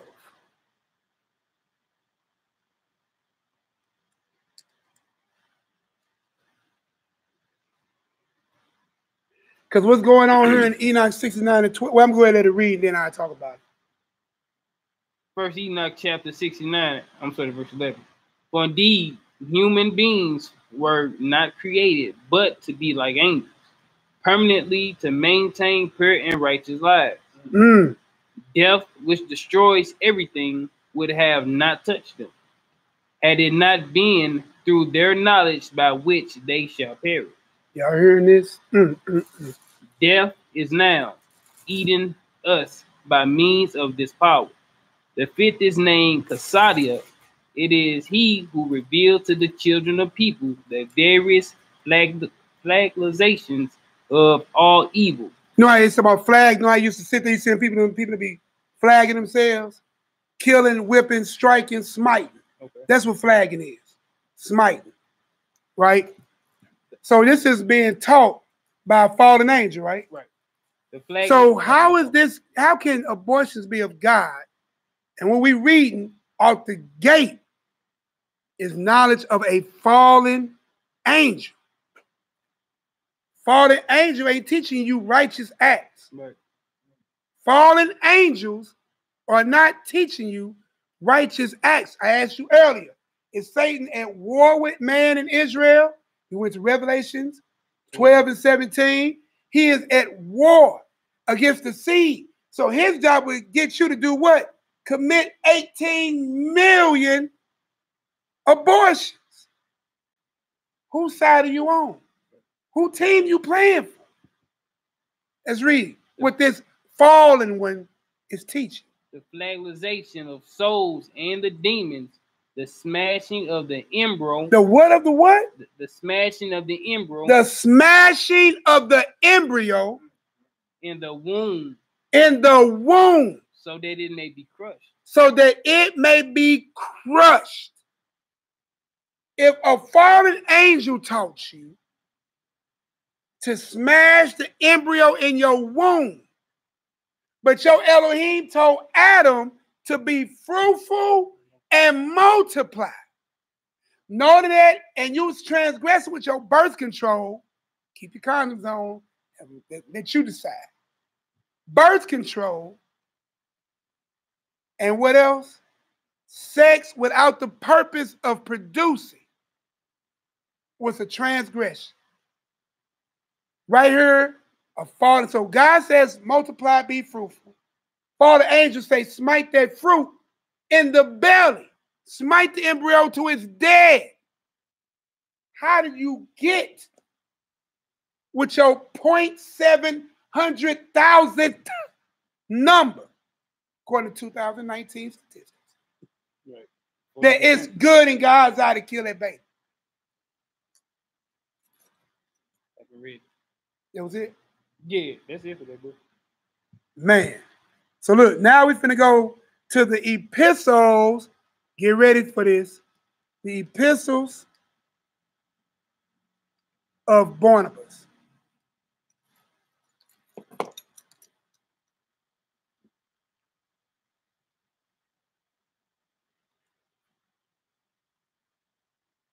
The epistles. Yeah, I got beef with Lucifer. That's right. I got beef with you. As Mally been saying, like, we got smoke with that nigga. Maybe I said it wrong. Maybe we got smoke for him. For him and with him. All that. You got that right here? Yeah, Right here? It's this one. yeah, I got it right here. Yeah, Yep. So we're finna read from y'all. We're finna read for y'all the epistles of Barnabas. And once you read this, I'm gonna ask you again: is it of God or is it of the devil? Is it permissive, or not permissive? So we got fruitful multiply, war against seed, taught by an angel, smite the embryo in the womb till it's dead, thou shalt not kill, 35% higher than anybody else, 3 times higher than any other nation, 4 times higher than the white woman. And this right here is the highest cause of death of all of AIDS, cancer, gang violence, everything brought together under one banner. Abortion reigns supreme. The most dangerous place for a child that's so-called black is in the womb of a woman. How can you be a child of God doing the work and mission of Hashatan? But let's read what Barnabas got to say real quick. You looking up something real quick? No, bro, we good. All right. So we're going to read the epistles of Barnabas. Whoever you yield your members to is who you what? Serve. How do you have sexual immorality, produce a child, and think because you did wrong, innocent blood must be shed? Through a skill set taught by a fallen angel who is the son of the serpent. Yeah, that right there. That quiet moment. Let's get it. The epistle of Barnabas. Thou shalt love thy neighbor more than thy own life. Now that's what you told to do on this side of the vagina. To love thy neighbor more than you even love yourself. Makes sense because Christ said on these 2 commandments hang all the law and the prophets. Thou shalt have no other God before me. Hammer that in the wall with a nail. Then love thy neighbor as thyself with the other nail. Put it up. Hang all the law and the prophets. Right? So let's read. Start from the top of that one more time. The epistle of Barnabas. Thou shalt love thy neighbor more than thy own life. Thou shalt not murder a child by abortion. Woo! So if a fallen angel taught man the art of smashing the embryo in the womb, that means Barnabas, by this time after the flood, shall have more knowledge of what an abortion is. So it makes sense if to put in this letter, which is a letter, says that thou shalt love thy neighbor more than thy own life. Because that means if you cherish that person like that, you won't wrong that person like that. If you love your neighbor like that, like you love yourself and even more, you won't hurt that neighbor. Right? Then it says that thou shalt not murder a child. He called it murder a child by abortion. Ooh-wee. Can I get an 8 if you really understand? Give me an 8 if you really understand. It's the book. In different books, it's different things. 19 and 5 is what I got. In different books, that was 19 and 5. 19 and 5. I apologize for that. Epistles of Barnabas, 1905. But again, depending on the author, just like when you read in the pseudepigraphers, and it reads a little different verse-wise than it does if it's printed by another author. But that's it. That's clear. Thou shalt not murder a child by abortion. Why? Because it's taught by a fallen angel. Why? Because it's committing murder.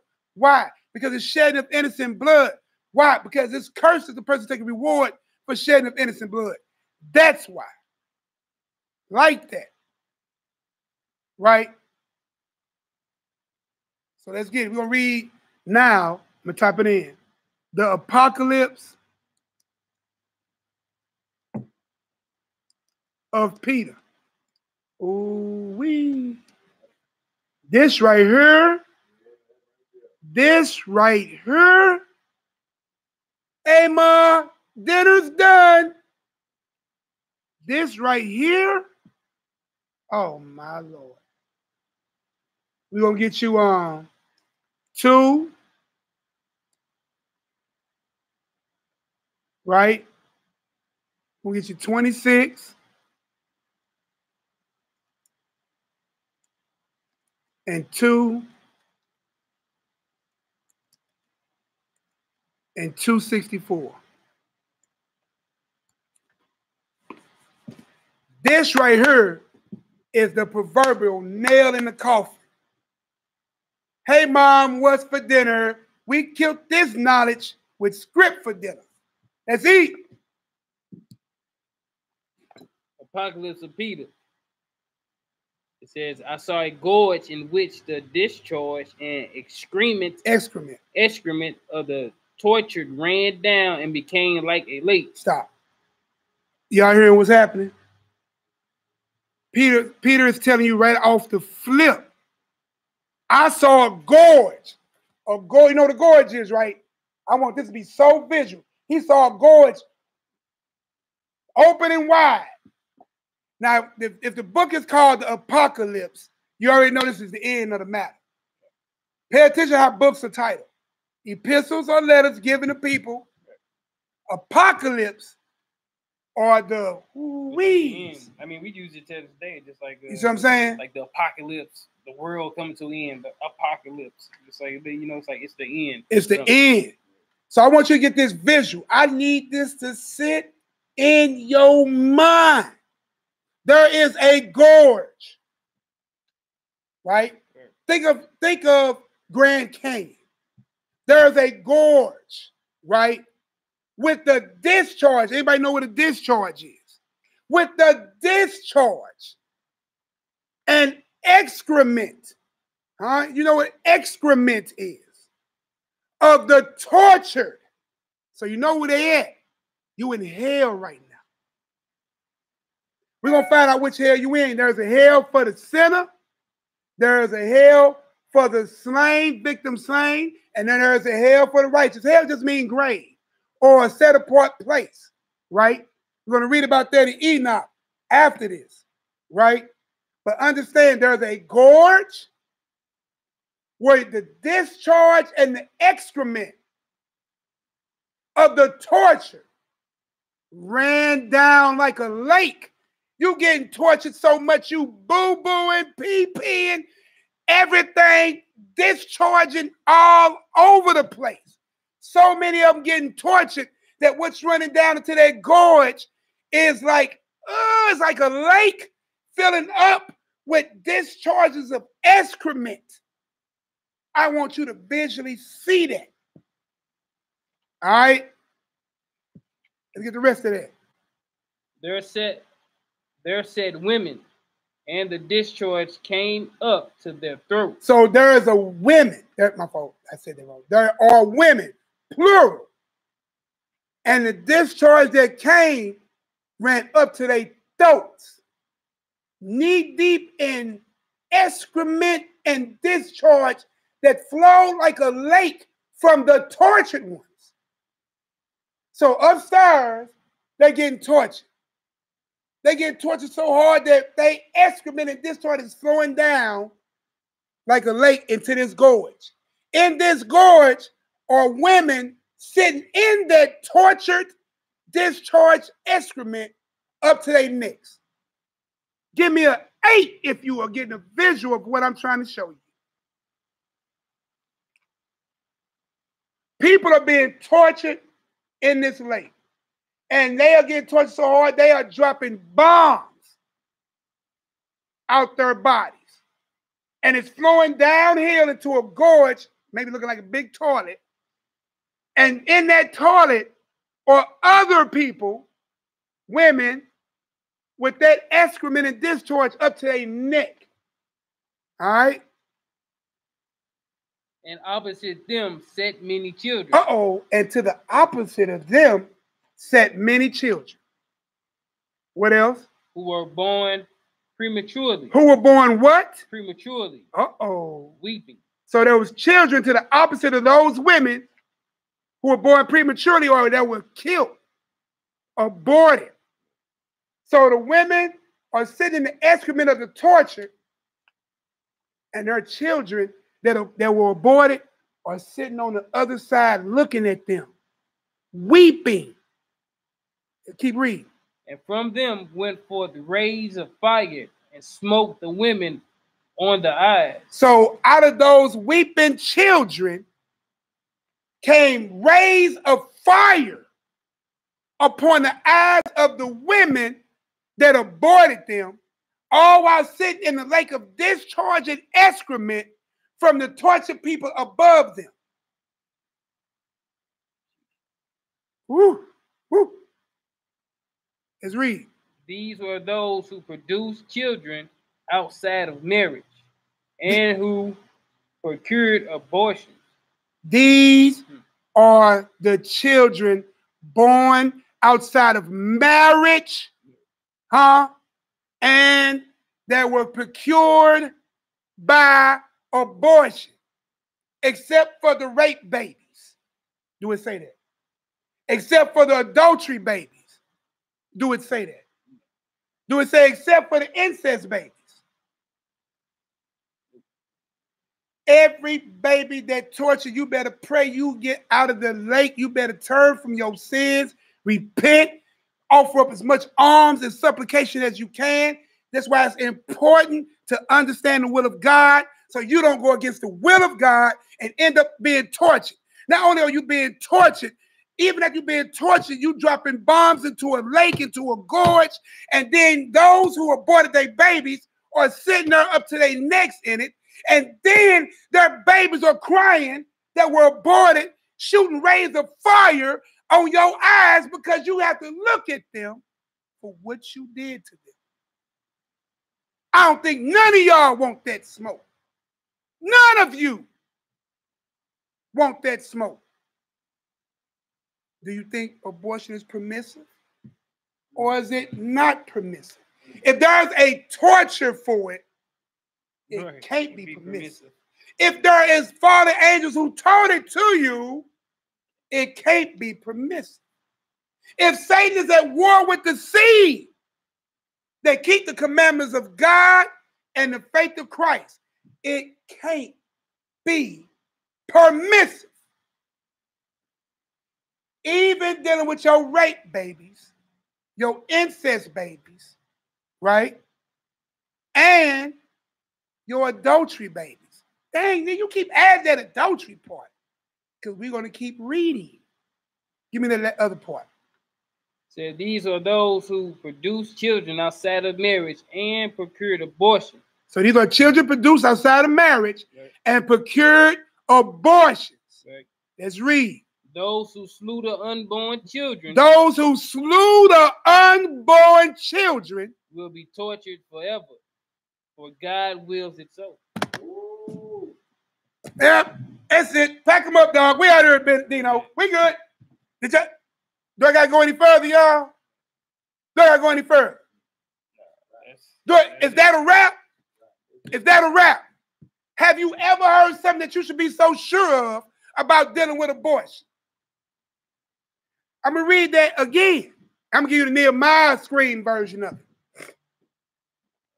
Those who slew their children that were unborn will be, not might be, will be tortured forever. For God willed it so. That's his will, right?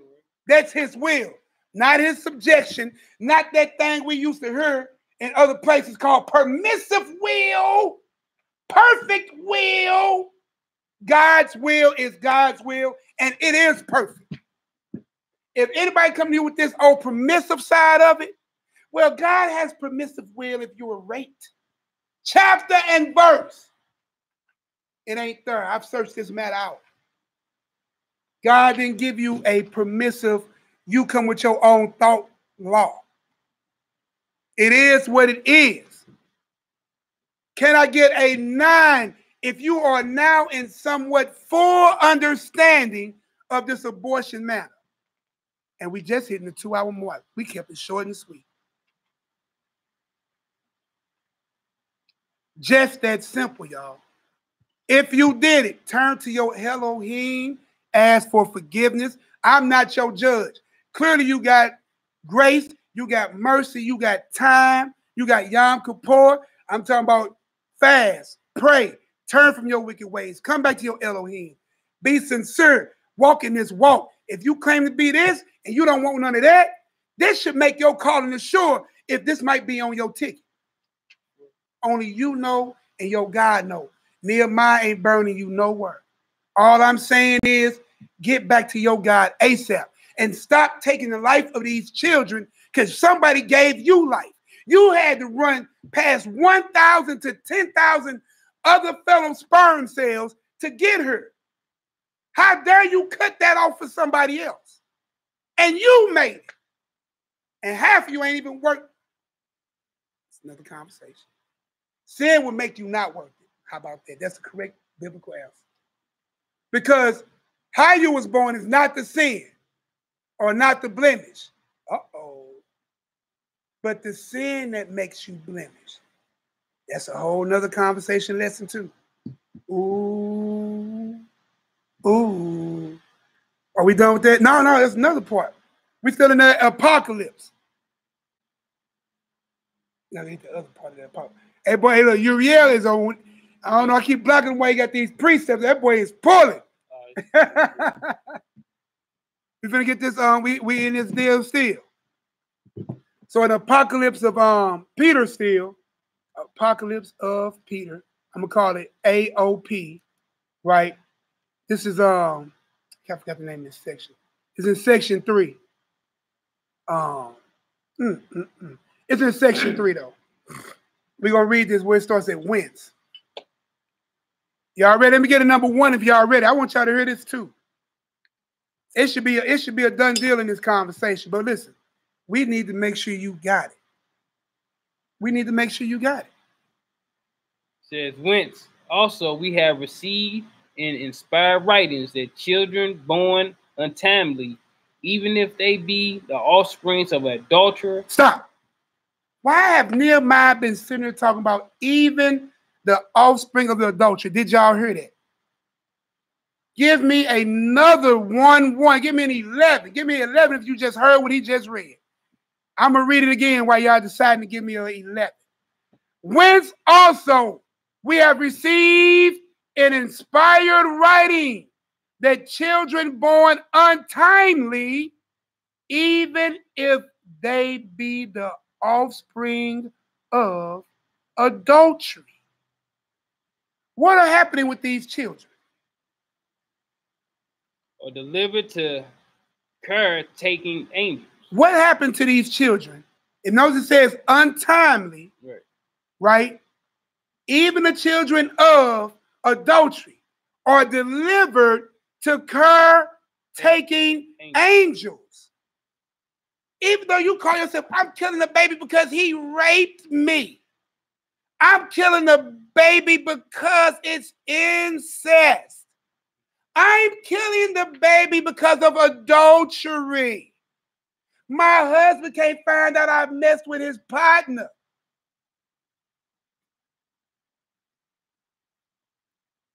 Kill that baby. But your God is so loving because that child is so innocent. He gives that soul right over to caretaking angels. Because something going to happen to you. You already see you're going to get tortured. Wait till you see what Peter talking about. Those souls got to go somewhere, y'all. When you kill an unborn child, that child has a soul. The father who knew that child before was born ordained it. You are killing the ordinance of God. That's what you're doing. You are killing the ordinance of God. Preordained before the earth even got dropped. Who is you to kill the power of God? The power of God you're killing. You hear me? Let's get it. For if they had come into being contrary to the will and ordinance of that blessed nature of God, how could they have been delivered to angels to be nourished up in all repose and tranquility? Did y'all get that? Give me a 12 if you got that. 12 for the 12 tribes. Give me that if you just got what you just read. If not, I'll read it again and I'll give it to you. Did y'all get it? I need a 12. Did y'all get that deal? Did y'all get it? That script was so powerful, boy. Boy, even the sperm is like, that's right. Boy. Let's get it. I'm going to read it again. I'm going to give it a Nehemiah version. I'm going to walk it slow. I know my brother's still trying to precept this thing. Oh, yeah, no, I was just forgetting. Go ahead. All praises. I got you. So right here, I'm going to blow it up. Oh. So here it goes. So we know that they were given over to caretaking angels, right? For if they had come into being, so again, we clearly know they were what? Put to death, untimely. Because it says if they will come into being contrary, which means against the will and ordinance of the blessed nature of Yah. Well, how could they have been given and delivered to angels to be nourished? The souls of your aborted babies, man. Hallelujah, we got that type of God. That because you didn't love them and you killed them, went against the will and orders of God, you killed them, your God still loved them babies and gave them over to nourishing angels. Ooh-wee. Your God gave them over to nourishing angels to bring them up all repose and tranquility. And how? And how could they have confidently summoned their parents? Those aborted babies are just like those babies under the altar, just like those babies in Enoch, or just like Abel and Enoch petitioning the Most High. They're hollering at Abba. I need you to call my mama and daddy here for what they did to me. Call my mama and daddy to judgment. You know what, did I say that? Let's read and see what it says. And how could they have confidently summoned their parents before the judgment seat of Christ to accuse them, saying, Thou, O Yahweh, didst not begrudge us this light that is common to all, but exposed us to death. You exposed your children unborn to death, contemnly against thy commandment. I done broke a sweat on that one, bro. Ooh-wee. That's why I even tripped off me just breaking the sweat and look at that little drop. That's why it tells you in Ezra that those who be saved is like a drop of water to a wave. That's why we have to realize, because ignorance will not be an excuse. We got to cut sin out. Thou were commanded to be perfect. Christ said, go and sin no more. Stop claiming I'm a sinner. You're not where you shouldn't be. Should not be practicing. Hurry up to the mercy seat. Hurry up and offer up your prayers. Get down on your knees. These are one of them type of sins where you read stuff like this, you should really understand why clothes got rent and ashes got thrown on your head. Because you realize how low you just became doing what you're doing. Hey, I ain't got nothing for you. I'm just giving you the truth so the truth can do what? I'm just trying to give you this truth so the truth can set you free. John 8:32. That's all I'm trying to do. I don't have a heaven or hell to put you in, but I can tell you that there's one waiting if you don't hurry up. Because somebody ain't going to wake up tonight. Somebody ain't going to wake up tomorrow. Hey, Matt, what's the numbers on those people that die almost every day? 250,000 people die every day. Stop acting like you got tomorrow. Hurry up right now. Holler at your Abba. Huh? Practice. When the last time you got down on your knees? When the last time you laid prostrate on the floor and said, Lord, I ain't even worth it. Please forgive your humble servant. I'm just saying. I mean, unless you're too proud to get down for your God. That's all I'm saying. Then activate your fast. Activate your power. Everywhere you see in the scriptures where power was presented, fast was presented. Christ fast, Cornelius fast, disciples fast, Old Testament prophets fast. Wherever power was presented, fast was in play. Activate your power. As we used to say, as we said, I heard, don't deny the power. Christ asked that man, wilt thou be healed? Wasn't no suggestion. Let's get it, man. Was that it for that? Yeah. I don't even know if I need to go any further. Huh? Enoch 22. We're going to one last place. And then I'm done. I told you under 2 hours, under 3 hours. Maybe hopefully under an hour and a half. Hey, look. Give me a 9. No, you know what? Give me 100 if you get an understanding. Give me 100. Is it plain as the scriptures we read? This is not the will of God in no case. There's no way you can explain you aborting a baby away. What you should be on right now is, Lord, I really know I ain't worth what I'm worth. And listen, all of us have committed grievous sins that's worthy of all of us humbling ourselves down to the ground. All of us are. So I'm not picking on nobody. I'm picking on a mindset that says abortion is okay. That's what I'm banging against. Yeah. I'm banging against the sin, not the person who committed it. God will deal with you on that. That's above my pay grade. Huh? That's above my pay grade. But I love you enough to tell you the truth. And like it says in the script, it says, Galatians, have I become your enemy because I tell you the truth? So be it. I already know what it is. Huh? So as you agree to walk this walk, your neck is on the line. I know what it is. If you know, no donations go up when this type of message go out. I got one from Watchman earlier. No, there ain't nobody donating. No, I told you I was going to lose some on this one. I am just saying. I'm just saying. These type of messages got to come out, man, no matter the cost. Because souls are on the line. That's it. Souls are on the line, y'all. That's what it is. You hear me? Offer prayers for us down here, too. That we stay solid. That we keep trying to bang for the kingdom.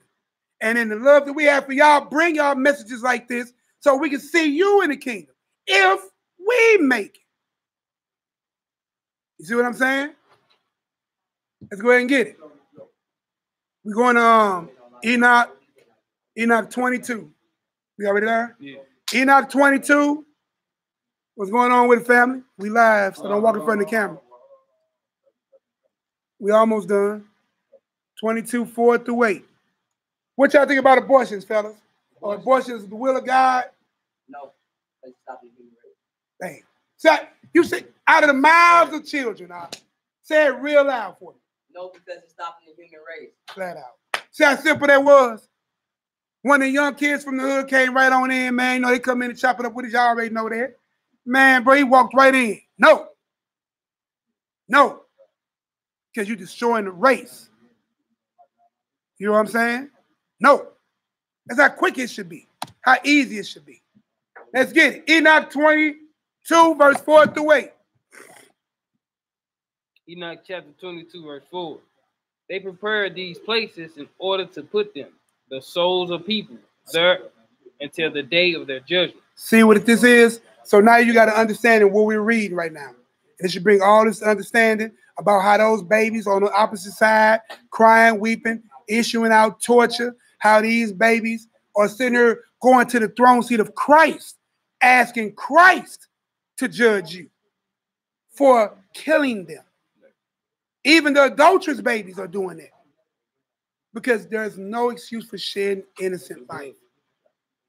Those babies that are killed, those 61, somebody, what's the number right now? 61 million.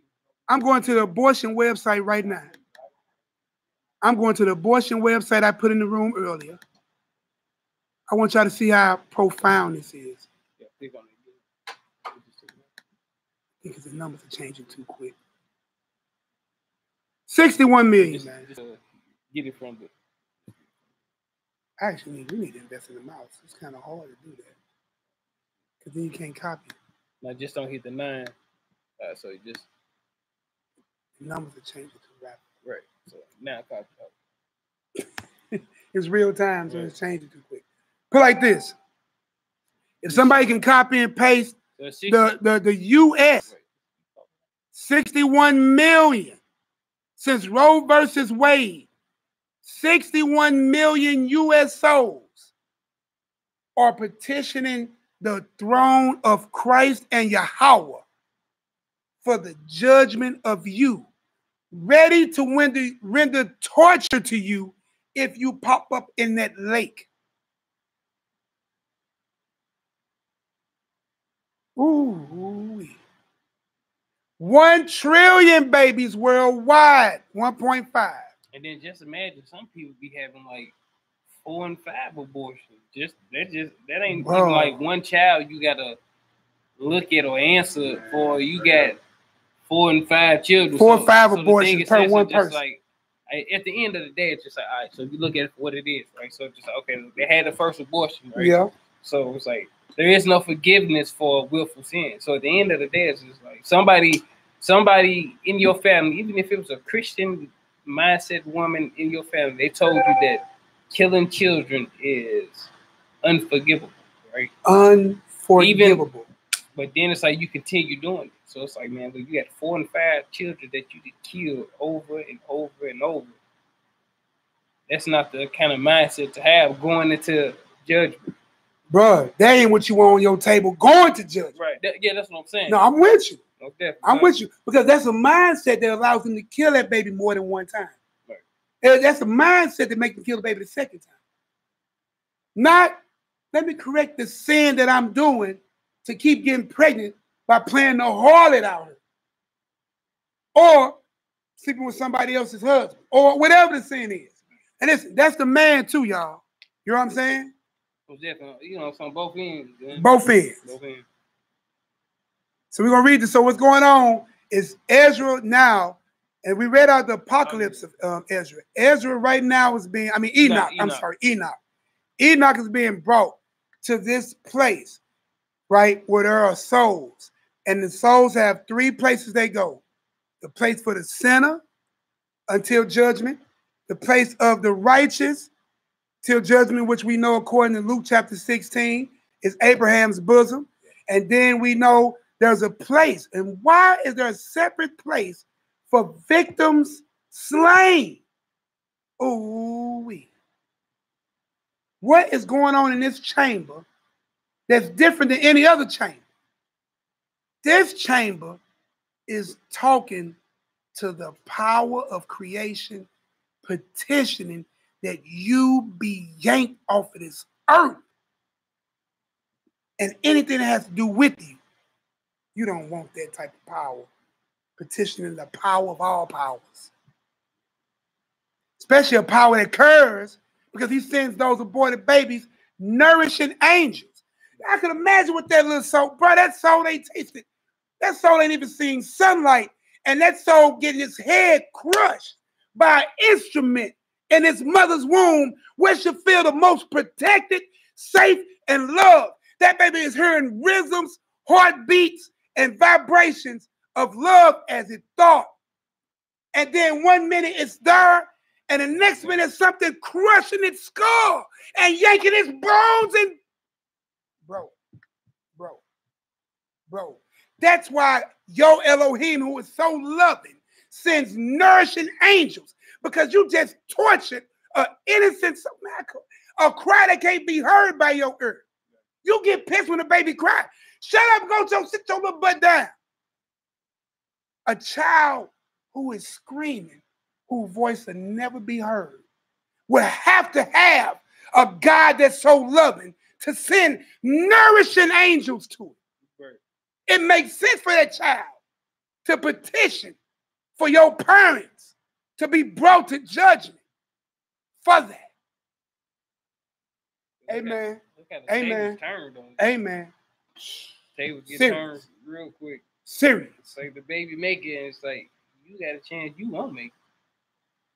The baby got it. The baby got it. Yeah, that's what I'm saying. Like, the baby got it. It's like, but you down here fighting to get it, and you just might not have it. It's crazy. It's crazy, y'all. Go ahead and read that Enoch. Just the last verse, last scripture we go into. I could go into, matter of fact, I'm going to give y'all the scriptures in the room. We're going to read this Enoch, and then we're going to go ahead and close on out. Hey, look, because I know people need to sit and meditate on some of this stuff. You know what I'm saying? You need to reevaluate self. Even us raggedy, no good men, are putting y'all in that position, but it ain't all our fault either. You know what I'm saying? It's two faults. And I'll be honest with you, especially you brothers who are paid to have your unborn child. Boy, you the worst of the worst. You supposed to be the kings and rulers, protectors and guardians. And you paying for death to your own seed that you shot out through your covenant member. Boy, I can imagine what's going to happen to you. I said let's end it with Deuteronomy 21, 8, 9. You want to read? All right. All right. So I'm going to put. So look, I want y'all, this scripts I'm putting in right here, right, is witness scriptures to go with that Enoch. We'll type that whole thing in. So we're going to read.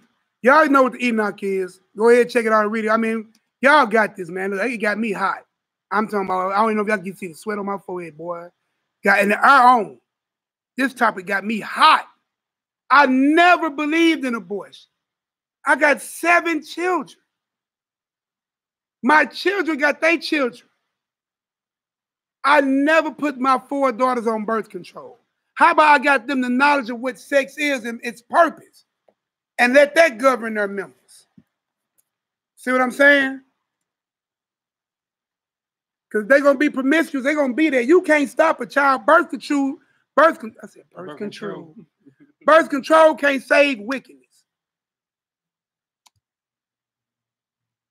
Man, even with birth control, man, just like, man, if you look at it for what it is, that's a mindset. You teaching them to go ahead. A lot of these women get pregnant on birth control. So it's just like the seed itself and like the power of God is beyond birth control. So it's just like, if you was meant to have this baby, you're meant to have a baby. So it's like people on birth control, they get pregnant. So it's like, okay, well, the birth control didn't work. So then they kill the baby. So it's like, if you'd have thought in your mindset, like, I'm supposed to have this baby for this birth righteous control reason, I'm not laying with anything. Go ahead. But no, I'm just saying, just like, okay, like a husband and a wife, right? They say, look, they don't want no more children. Just like a scenario. A husband and wife say they don't want no more children. She get on birth control, right? She end up getting pregnant while on birth control. It can happen.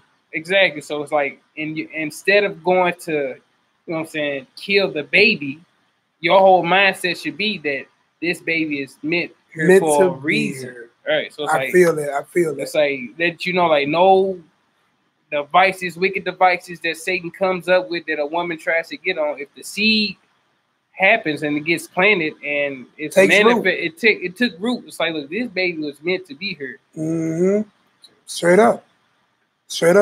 And listen, if we know, and we just, as we've been reading, if the Most High has ordained and willed this child to be even before the womb, do your Elohim make mistakes? Your Elohim wasn't with you when you got raped? Also, man, psychological damage. Like all these women that have abortions jacked up too. Like, you know, you in your mind, you jacked up watching how they make you look. Can y'all hear Lakai? And their minds, you jacked up behind it. It ain't like you going with your normal life. You thinking about this baby. You know what I'm saying? Like all the way around from the baby, all the way down to the woman they do this shit on. In your spirit and in your conscience. You vexed. You vexed. So that you know it ain't nothing righteous behind it. It's not permissible. The Most High didn't command it, turn his shoulder to it, smile on it, nothing, because even the woman that try to cover up the bullshit didn't happen. Even the man, if you got someone to conscience and try to pay for it. And try to pay for it, huh? You know, in your spirit, you jacked up behind it. That's straight murder. You straight paid somebody to murder this child. That's what you paid for, huh? Curse be he. Curse be he who take reward for shedding of innocent blood. Yeah. And look, bro, it's later for being passive on these sins. We got to chop these hard sins up, and we got to give it to you. I'll come with some more hot topics. It's cool. It's cool. You hear him? You hear him? Son. It's cool. What you got for us, man? Tell the people what you got for them. This Deuteronomy chapter 21, verse 8 and 9. It says, be merciful, O Lord, unto thy people Israel, whom thou hast redeemed, and lay not innocent blood unto thy people of Israel charge, and the blood shall be forgiven them. So shalt thou put away the guilt of innocent blood from among you, and thou shalt do that which is right in the sight of the Lord. Hey, somebody need to get that scripture that he got right there. If innocent blood is on your ticket, petition the Most High to stand on that word right there. That's how loving your God is, man. But listen, don't be bold, proud, or high-minded to think you don't have to repent for this. Because the measure of repentance is measured by this. Confess, repent, turn away. You have to confess it. You have to acknowledge it. You got to go before the throne with it. Petition the Most High, offer up supplication, man, and never revisit that thing again. How about I won't do what I do to get pregnant? How about I wait for my husband? How about I deal only with my wife or wives? And how about let's do this thing the way the Most High ordained it to be? It'll go better for you. It'll go better for us. Because these sexual sins like these cause the land to sin and cause us to stop getting the end game. It will happen, but that's why a lot of you ain't going to make it. Might not even be me. I ain't going to say, hi, man, I got this. You know what I'm saying? I'm just in the same boat like y'all. Narrow path I must walk. You know what I'm saying? But I made up my mind not to play with this thing. That's the difference. I accept all I did as if I couldn't. I acknowledge all I did as I should. I petition the heavens for forgiveness. It's what I better do. And then I mission myself not to do none of it again. New purpose. Straight up. So we're going to read out here, y'all. How y'all feeling? Under 2.5 hours. How we looking? So the question on the table is permissive or not permissive? Will of Yah. Anybody want to type the answer in? Let it be a witness unto thee. Is it permissive to have abortions or not permissive? Let it be your written testimony. Okay, permissive might be a big word.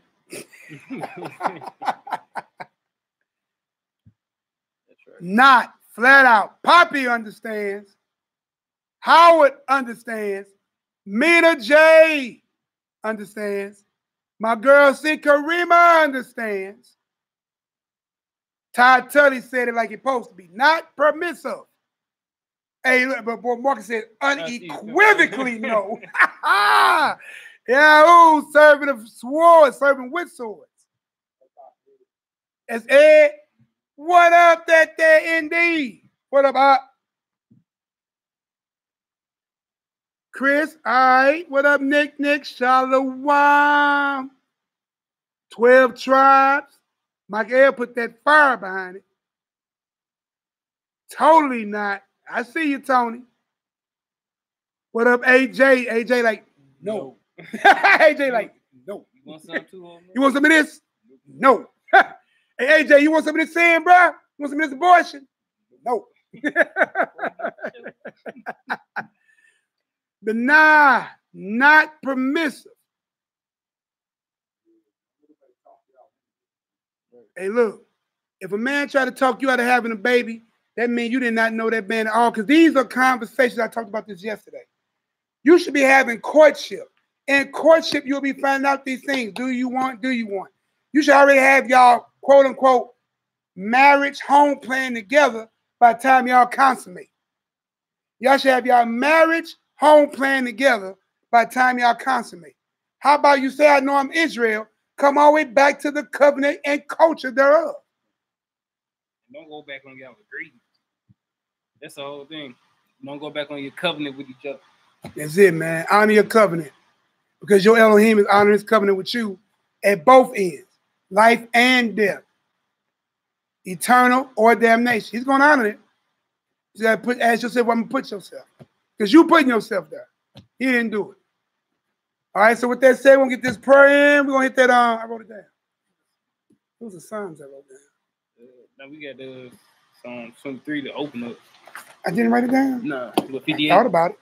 Psalm, was that 58? 58 or 9? No, I think it was 58. 58?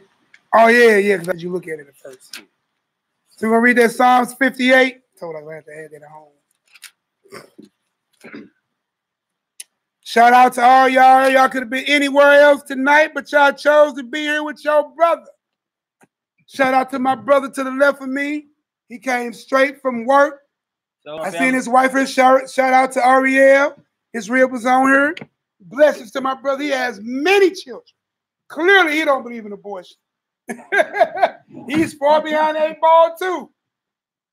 All right. All praise, man. Lord bless your house, man. Glad. Look, called this brother to come in and sit in with me, man, and read. He didn't even go home. That's how serious brothers is about this work with y'all. He didn't even go home. Off the plantation, straight to the work of God.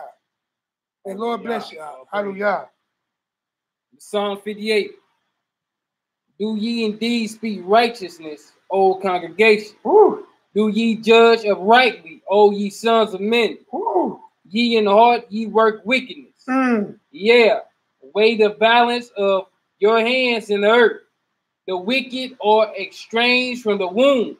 They go astray as soon as they be born, speaking lies. Their poison is like the poison of a serpent. They are like the deaf adder that stoppeth her ear, which will not hearken to the voice of chambers, charming never so wisely. Break their teeth, O God, in their mouth. Break out the great teeth of the young lions, O Lord. Let them melt away waters which runneth continually, which he bendeth his bow to shoot his arrow, let them be as cut in pieces, as a snail which melted, like every one of them pass away, like the untimely birth of a woman, that they may not see the sun. Before your spots can feel the thorns, he shall take them away, as with a whirlwind, both living and in his wrath. The righteous shall rejoice when he seeth the vengeance. He shall wash his feet in the blood of the wicked. That's right. So that a man shall say, verily, there is a reward for the righteous. Verily, he is God that judgeth in the earth. Hallelujah. Selah. Yeah. Yahoo. Boy, y'all hear those scripts? Hey, man, those Psalms, you coming right behind them lessons on point. Did y'all hear this? Man. Are you pointing out? Oh, yeah, I'm pointing it out. Hey, bro. Y'all hear this? Do ye indeed speak righteousness?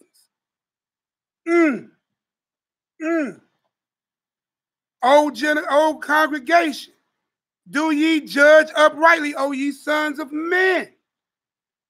Man. Look at this, y'all. It said right here, as a snail which melted, verse 8, every one of them passed away, like, here we go again, the untimely birth of a woman. So that's a child that didn't make it. You see it? So it should be even more clear when we was reading with some of them untimelies. But we know because it said they was carried up to be nourished by angels. I just want y'all to see it. Hallelujah. All praise to our great power and his King, only begotten Son, our Messiah. Look at this, man. The righteous shall rejoice when seeth the vengeance. He shall wash his feet in the blood of the wicked.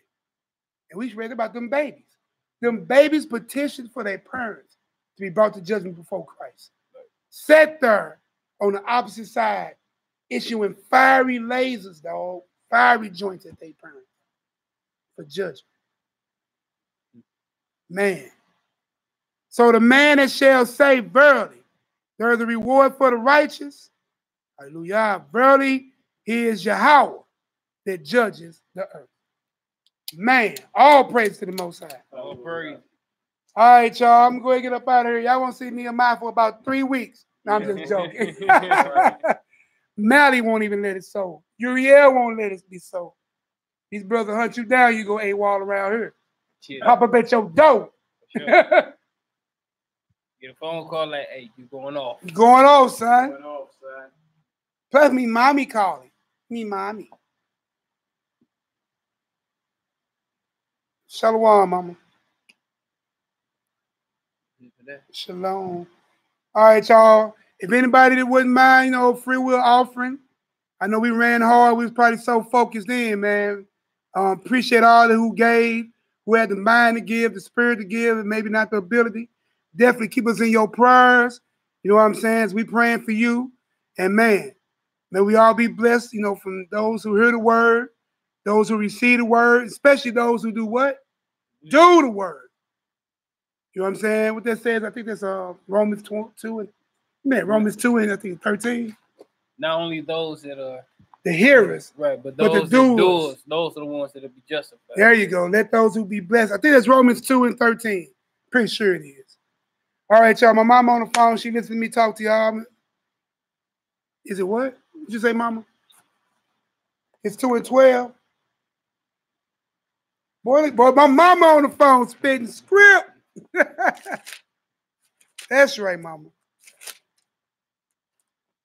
2 and 12. Let's see what you know she talking about, old lady. She talking about. Ooh-wee, she right. I mean, she ain't said, but she right, because 12 is a killer. We're going to read this for you, mama. You right. I'm gonna put. She's right. She'll be right there, 2 and 12. Romans chapter 2, verse 12. 12 and 13. For as many as have sinned without law shall also perish without law. Woo! As many as have sinned in the law shall be judged by the law. That's right. For not the hearers of the law are just before Yah, but the doers of the law shall be justified. Hey, mama, you got it. Mom shot me that 12. I'm just saying. Yeah, you is old, mama. I'm old. You know you old. Shalom, family. Shalom. All right, y'all. Hold on, mama. Let you say shalom to the worldwide assembly. Go ahead, mama. Say shalom. Shalom, bro. It's the whole family, mama. You on the internet. You even live. Shalom, right mama. But she said shalom, family. All right, mama. Put you back in my ear. All right, Israel, man. May the Most High bless all y'all. Shalom till we meet again. Shalom, family. Shalom. Love y'all indeed. Shalom. And the truth, man. And everybody stay humble, man. Stay humble. Stay humble, man. And then listen, y'all don't be the hearers, be the active doers of the word. Yahoo. Yo. Hold on. Go, mama, give me your Yahoo. Go ahead, mama. Hold on. Don't end it yet. Don't end it yet. All right, hit that Yahoo, mama. She sound like a truck, dog. Oh, Yahoo. Yahoo. Shalom, Israel.